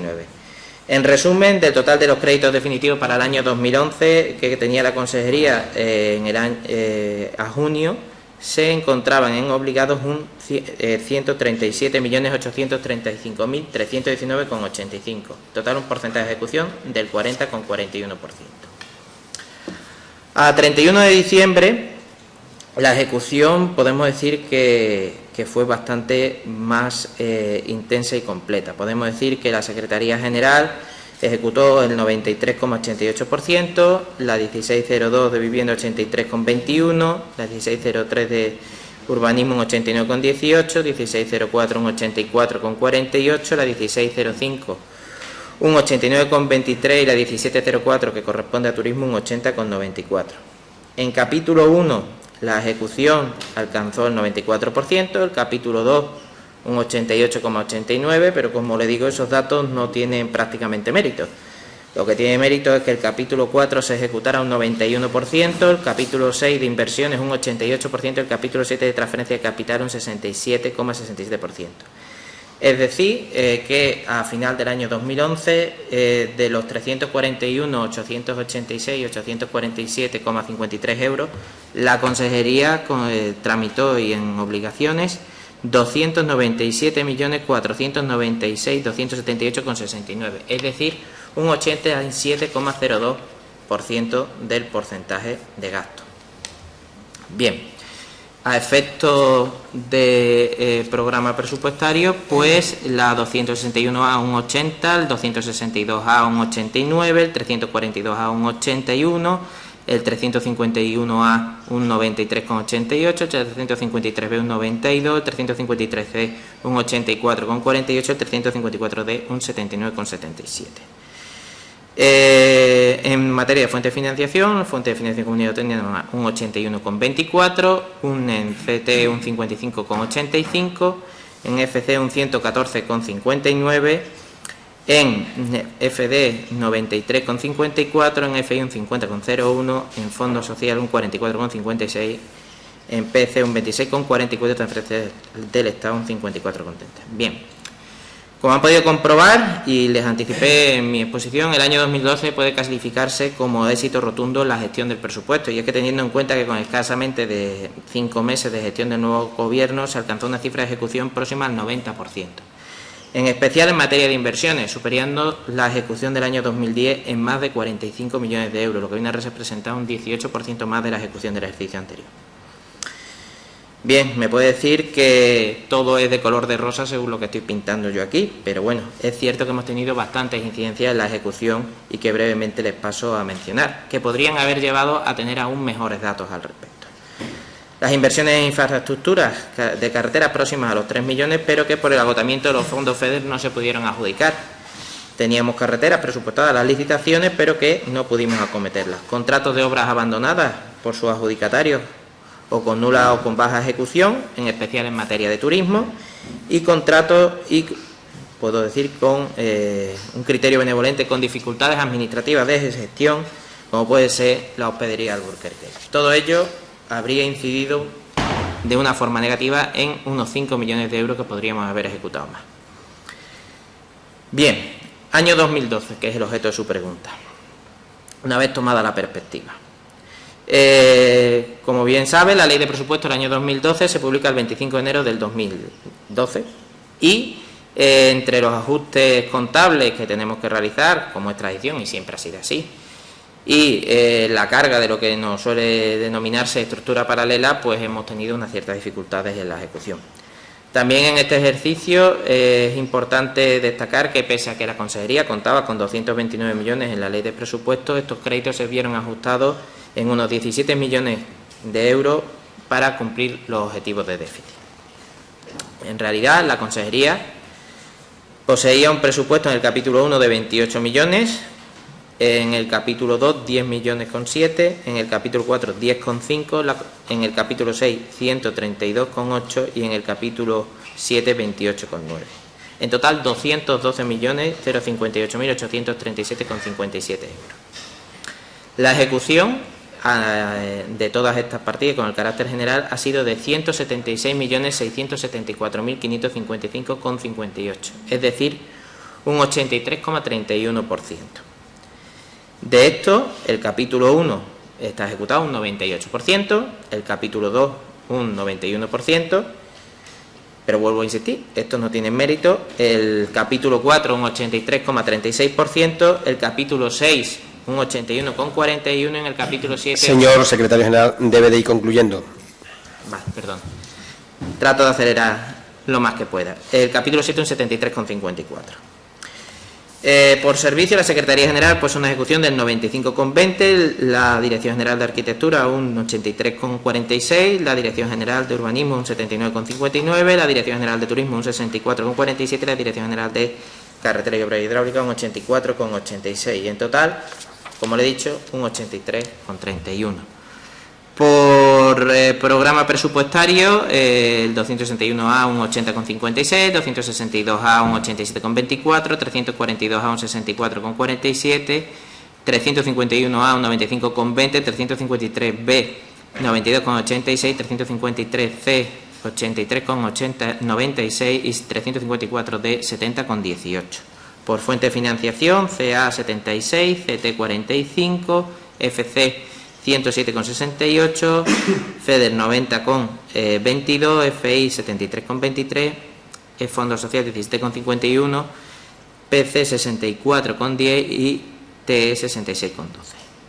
En definitiva, y como pueden observar con los datos expuestos y teniendo en cuenta la situación tan complicada de la administración y empresas, así como los contratos problemáticos que llevamos arrastrando desde que entramos en el Gobierno, podemos decir que la Consejería de Fomento ha tenido un éxito en su ejecución y que todo esto se debe al esfuerzo que han podido poner de manifiesto tanto los trabajadores como las empresas en la apuesta a seguir realizando las obras con todas las dificultades que se están encontrando. En resumen, la Consejería de Fomento a finales de 2012 había ejecutado más de 108 euros en inversiones, de las que 62 corresponden a carretera y 25 inversiones en infraestructura, ha entregado más de 30 millones de euros en transferencias corrientes de capital y ha ejecutado actuaciones en el programa de vivienda por un importe de 35,5 millones de euros.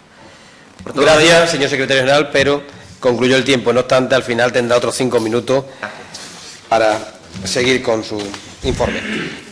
Pasamos al turno del señor Macías Martín, que tiene 5 minutos para el turno de réplica. Gracias, presidente. La tortura de las estadísticas ha sido loable en su intervención. Yo le pregunto a usted por el año 2012, ejecución, no comprometido y ejecutado, sino ejecución concreta del año 2012.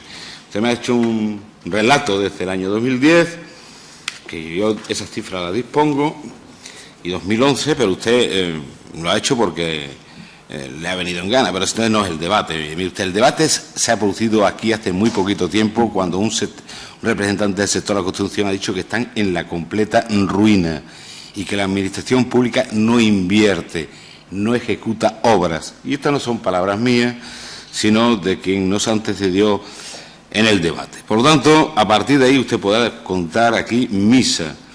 Su planteamiento a la hora de presentar los presupuestos de 2012, señor secretario general, fueron 3. Se produce un reajuste, por no llamarlo recorte, que es lo que realmente se produjo, un fuerte recorte, por 3 variables: la crisis económica, la sobreejecución de los fondos europeos y el cierre presupuestario anticipado, que ha trasladado tensiones presupuestarias, decía usted, a los ejercicios 2011 y 2012. Veamos cada una de esas partes. La crisis económica. La crisis económica, durante los 2 años de mandato de ustedes, se ha agudizado y Extremadura ha entrado en una profunda depresión económica.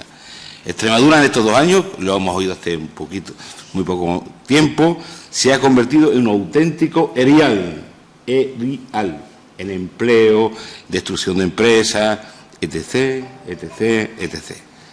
Claro, usted dice, es que nosotros le voy a aceptar por buenos sus datos, que lo tengo que contrastar más detenidamente. En los presupuestos del 2012, la sección en 16 tuvo una bajada, señor secretario general, de 94 millones de euros. 24 millones de euros en relación a 2011. Y no le cuento en relación a 2010, ¿verdad? Pasando de 282 millones a 188 millones, presupuestos en la parte inversora, un 45%. Y dicen que, habiéndose producido una rebaja del 45%, ustedes han ejecutado en el capítulo 1, en el capítulo 6, en torno al 81%. ¿Ejecutado o comprometido? ¿O ejecutado más comprometido? Me lo quiere aclarar, porque claro, me lo tiene que aclarar porque, según sus cifras, a 30 de junio, en el mes de junio, el grado de ejecución de los presupuestos de la Consejería de Fomento a mitad de año era del 30%, según sus datos de la intervención general. Y me lo tiene que aclarar, como a 30 en el mes de junio, final de junio, da ese dato, 30% de ejecución, igual que este año, entre el 30 y el 35, y cómo se dispara la ejecución, no lo comprometido, a el 81%. Porque no se compadece, señor consejero.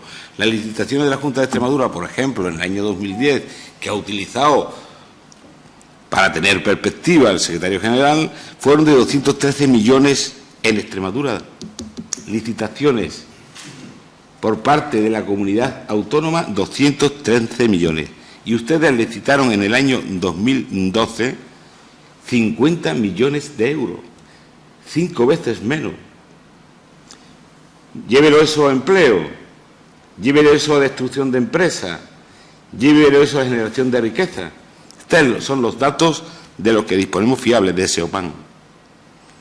El Gobierno de Monago, señor secretario general, ha dejado de realizar gastos de inversión en estos 2 años por importe de 291 millones de euros. Si a esto le añadimos el recorte de inversión del presupuesto del año 2012, no solo de su consejería, sino de las otras consejerías inversoras, supusieron 244 millones, lo que hace un total de 535 millones de euros. Monago Monago, en un solo año, dejó de invertir 535 millones de euros. Y por eso afirmamos con rotundidad que esta región está en la depresión, impulsada por la política del señor Monago. El segundo planteamiento o problema que usted planteaba era la sobreejecución de los fondos europeos. Y es cierto, señor secretario general, es cierto que los fondos FEDER en el eje 6 estaban dotados para el periodo 2007-2013 con 169 millones de euros y a 31 de diciembre se habían ejecutado 251 millones de euros. ¿Es verdad? Es verdad. Ahora bien, no es toda la verdad, porque del total de fondos FEDER, a 31 de marzo de 2013, están sin ejecutar por parte de la comunidad autónoma 748 millones de euros. El 38%, para que nos entendamos, el 40% de los fondos FEDER están sin ejecutar en la comunidad autónoma. Y usted sabe que el periodo de 2007-2013 habrá una prórroga de 2 años, pero la previsión es que esto es imposible ejecutarlo en 2 años, los 748 millones. Por lo tanto, lo primero que tenían que hacer ya es empezar a negociar con Bruselas para reprogramar estos fondos. Ya han reprogramado ustedes 40 millones de euros en la Consejería de Fomento. Pues tienen que reprogramar más para invertir más, porque es mayor la demanda en vivienda, en carretera, infraestructura hidráulica, etcétera, etcétera, en esta comunidad autónoma y sobre todo para dinamizar la región. Sí, que quede bien claro, ustedes disponen todavía de fondos FEDER, la Junta de Extremadura, de 748 millones de euros, que termina el plazo en el año 2013. Y pueden negociar la reprogramación. Háganlo ya en vez de quejarse que se encontraron sobre ejecutados los fondos FEDER.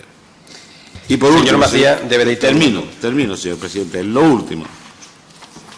Tensiones presupuestarias, hombre, pues aquello es una balsa con lo de ahora.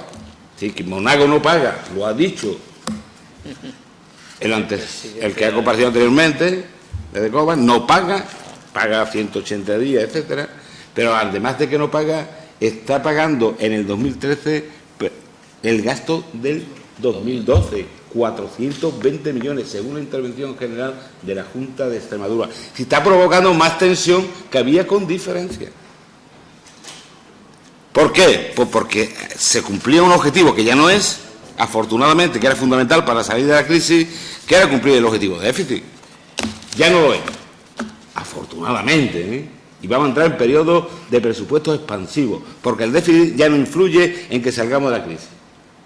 Antes era fundamental. Termino, presidente. No invierten, no crean empleo, lo que está provocando la paralización de los sectores productivos de la región y obstaculizan el crecimiento económico, lo que se está traduciendo en más paro, menos renta disponible a la familia y, lógicamente, menos consumo.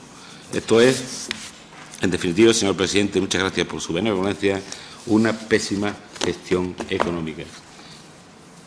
Y nada más, señor secretario general. Yo, más que nada, quería darle el mensaje de negocien ya desde el Consejo de Gobierno, reprogramen los 748 millones del fondo FEDER, destínelo a inversión y, en este caso, a inversión en infraestructura en la Consejería de Fomento. Gracias, señor Macías. A continuación, el secretario general de la Consejería de Fomento tiene la palabra para su turno de dúplica por tiempo máximo de 5 minutos. Bien, voy a ser breve. En ningún caso mi intención es dar misa y decir datos que no son reales. Usted puede comprobar todos los datos que le he dicho porque, lógicamente, son reales y no es mi fin venir aquí y contar otros datos diferentes a los que realmente se han fiscalizado y se han tramitado. Vuelve a ser tradición ponerme competencias que no poseo. La competencia del pago, la competencia de la reprogramación. Pero bueno, haré lo que pueda y no se preocupe que ya hemos tomado nota. No tenemos que recurrir a septiembre del 2013 para iniciar las reprogramaciones. Ya las hemos iniciado, En referencia a los datos que le doy, si son comprometidos, reconocimiento de las obligaciones, le he definido que era el dato que le daba. Y bueno, se lo vuelvo a leer porque, bueno, al menos ya hemos aprendido lo que es la sobreejecución. Ahora estamos aprendiendo que es comprometido, reconocimiento de la obligación. Volumen de obligaciones reconocidas respecto a los créditos definitivos aprobados en la ley de presupuesto. Es lo primero que le he dicho. Obligaciones reconocidas es o compromiso para el pago. ¿De acuerdo? Entonces, efectivamente, es la certificación de obra, cuando ya está todo conforme, cuando el director de obra lo ve todo correcto y nosotros ordenamos el pago. ¿De acuerdo? Lo único que puede estar pendiente y que no es de nuestra competencia es la ordenación del pago. Así que todos los datos que le he dado de obligaciones son ordenaciones de pago. No, ni compromiso, ni comprometido, ni realmente valorado. No, son reconocimientos de las obligaciones. Del cierre presupuestario, que yo me he quejado, no lo sé de dónde ha sacado esa conclusión. Creo que lo traería preparado otra ponencia o algo así, pero del cierre presupuestario yo no he dicho nada al respecto.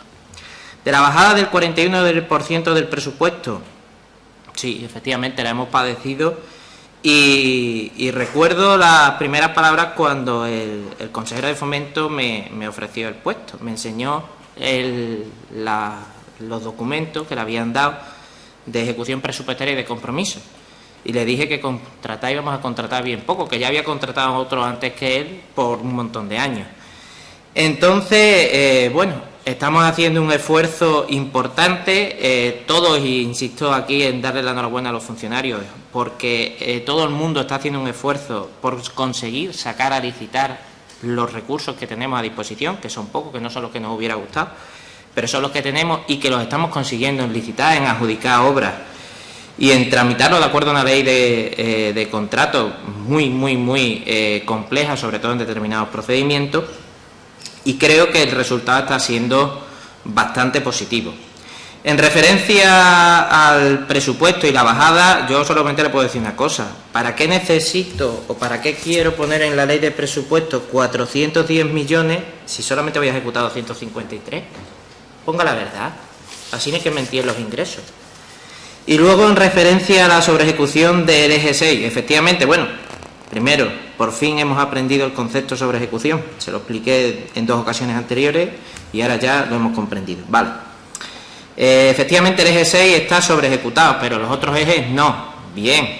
Efectivamente, lo de los otros ejes implica un reajuste, pero no solamente es un reajuste, sino la Unión Europea, igual que nosotros hemos propuesto un programa operativo, tenemos la obligación y el compromiso de gastarnos donde están, y hay veces que no se puede reajustar, por mucho que lo intentemos, y que se haga responsable de la reajuste a un año vista de la finalización del programa, pues es bastante complicado. No se preocupe, que lo intentaremos, y lo va a ver usted en el 2014, que en el presupuesto de la Consejería de Fomento va a haber fondos FEDER. Eso son buenas noticias. ¿Por qué? Pues porque efectivamente estaban sin ejecución, y los trataremos y los tendremos en cuenta para tratarlos de ejecutar, sobre todo en materia de fomento. Así que, en principio, espero haberle respondido en la medida de lo posible a sus demandas. Los datos de ejecución, ya le digo, que corresponden a obligaciones. Los porcentajes de ejecución, efectivamente, son más altos, porque ¿para qué ponen en el presupuesto créditos si luego no nos lo gastamos? Lo que nos lleva a tener malas ejecuciones. Presidente, muchas gracias. Gracias, señor secretario general. Y dado por concluida ya esta pregunta, pasamos a la pregunta 3.2. Señor secretario general, ¿va a continuar con nosotros en la comisión? Vale. Le agradecemos, no obstante, nuevamente su presencia en esta comisión. La pregunta 3.2 está formada también por don Francisco Macías Martín y es la siguiente: ¿cuál es el coste de reparación de cada una de las carreteras y autovías de competencia de la Junta de Extremadura afectadas por las inundaciones y desembalses masivos de las presas de la cuenca del Guadiana desde el 25 de marzo al 8 de abril de 2013? Para ello, pues tiene la palabra el señor Macías Martín por tiempo de 3 minutos.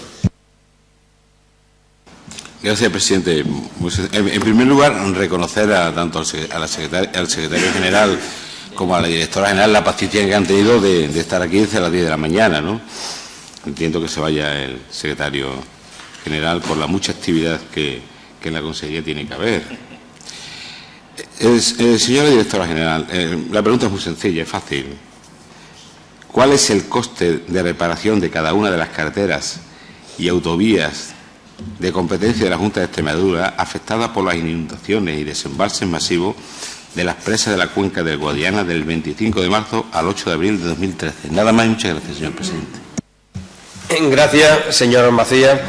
Para contestar tiene la palabra la directora general, doña Montaña Jiménez Espada, a la cual también le agradecemos la presencia ante esta comisión, y tiene la palabra por tiempo máximo de 10 minutos.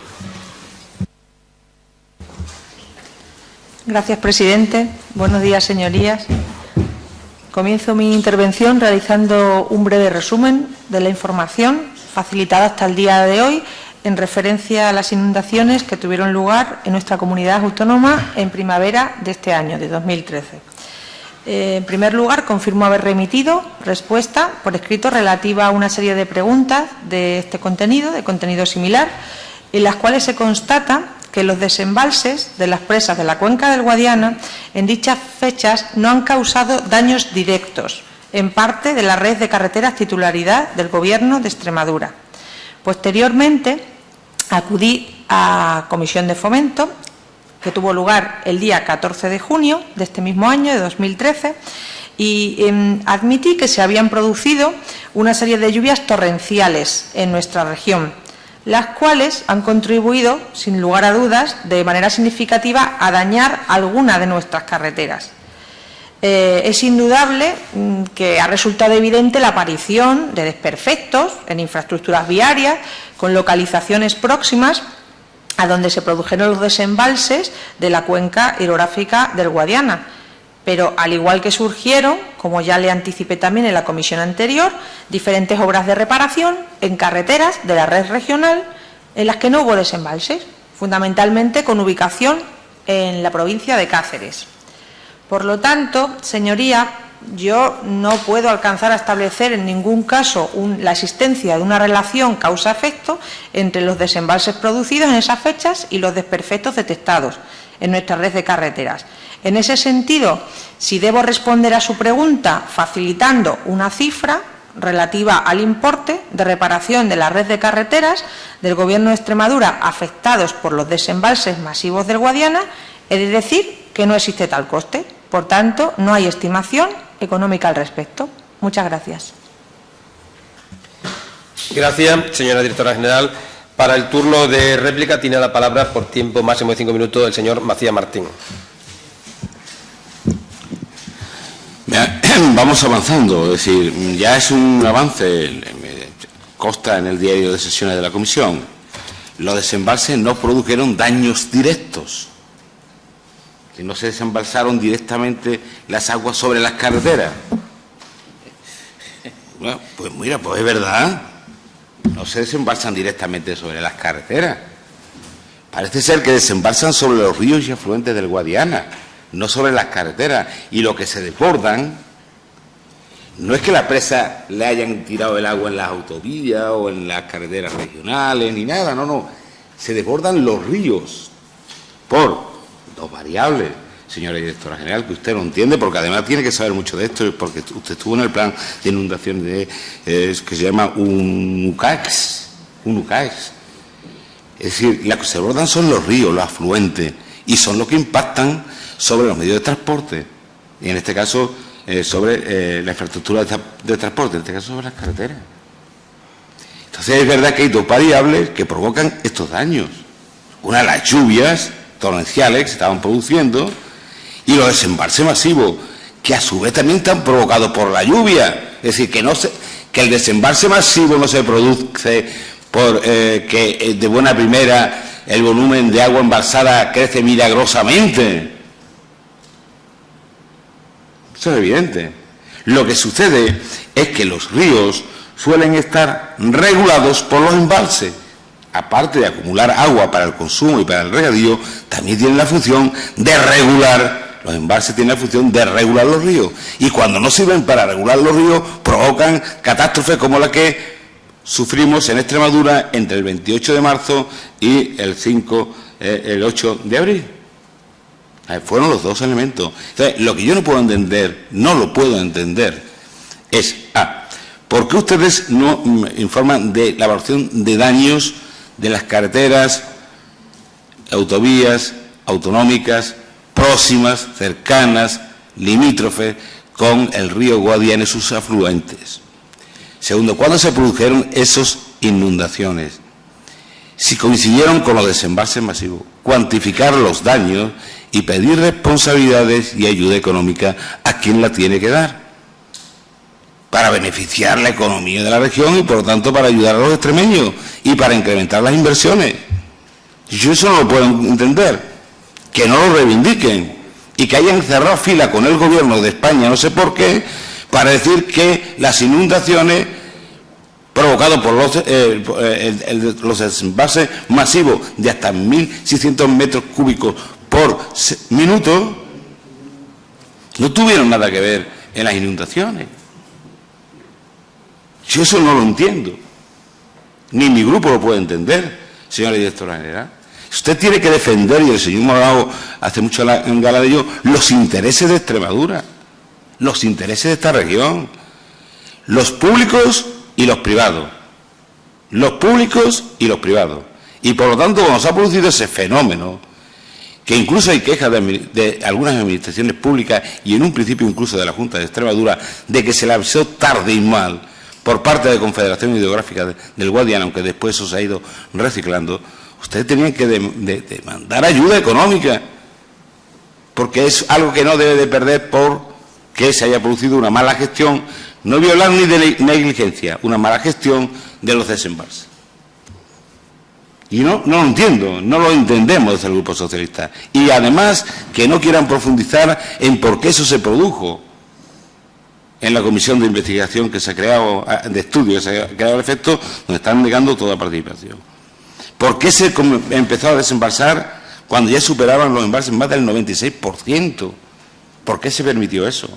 ¿Por qué se permitió eso sabiendo que hacía semanas? Ahora hay una predicción con 15, 21 días, una previsión de la climatología, con la pluviometría prácticamente que puede haber en cada zona. No estamos en la edad de piedra. ¿Por qué no avisaron con antelación para evitar damnificaciones?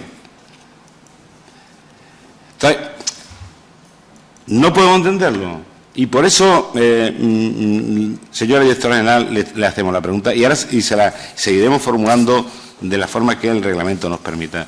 Esto no va a pasar desapercibido ni de rosita. O ustedes se ponen con los extremeños, a favor de los extremeños, en reivindicar aquello que en justicia nos corresponde, o nosotros entenderemos que ustedes están colaborando con el señor Rajoy, con el gobierno del señor Rajoy, ninguneando los intereses de la ciudadanía, de los ciudadanos y de las ciudadanas de Extremadura, algunas de ellas incluso en riesgo de perder la vida. Afortunadamente no pasó absolutamente nada, pero esto no se puede volver no puede volver a ocurrir, no puede volver a ocurrir. Y para ello hay que tomar medidas, y para ello hay que, los responsables tienen que ser conscientes de que son responsables y de que tienen, por lo tanto, una serie de consecuencias desde el punto de vista económico y desde el punto de vista de responsabilidad política. No es una matraca por molestarla a usted, señora directora general, ni mucho menos. Es simplemente porque en estos momentos hay que defender los intereses de la región, en primer lugar. Y, en segundo lugar, porque hay que averiguar qué es lo que pasó realmente, qué es lo que falló realmente y poner las medidas oportunas para que no vuelva a ocurrir. Le preguntamos lo que nos permite el reglamento, cuál es el coste. Usted dice que ha sido cero. No tiene eso ninguna credibilidad, señora consejera. Solamente la carretera Don Benito, señora directora general, ya la ha hecho consejera, va a haber remodelación de gobierno. Mire, la señor Macías, termino con esto. La carretera Don Benito Miejada, un día soleado, sin lluvias, desaparece prácticamente en un tramo. Los vecinos estaban andando. No fue porque nadie hiciera la danza de la lluvia, sino porque se había producido un desembalse masivo de la zona. Y eso lo estamos reparando con dinero de los extremeños. Me parece injusto, muy injusto, cuando esos fondos se pudieran destinar a reparación de carreteras competencia de la Junta de Extremadura y reclamar los fondos que ha costado esa a la Administración correspondiente y, por lo tanto, ejecutar más obras. Muchas gracias por su comprensión, señor presidente. Gracias, señor Macías. Y ya para concluir esta pregunta, tiene el turno de dúplica. La directora general tiene un tiempo máximo de 5 minutos.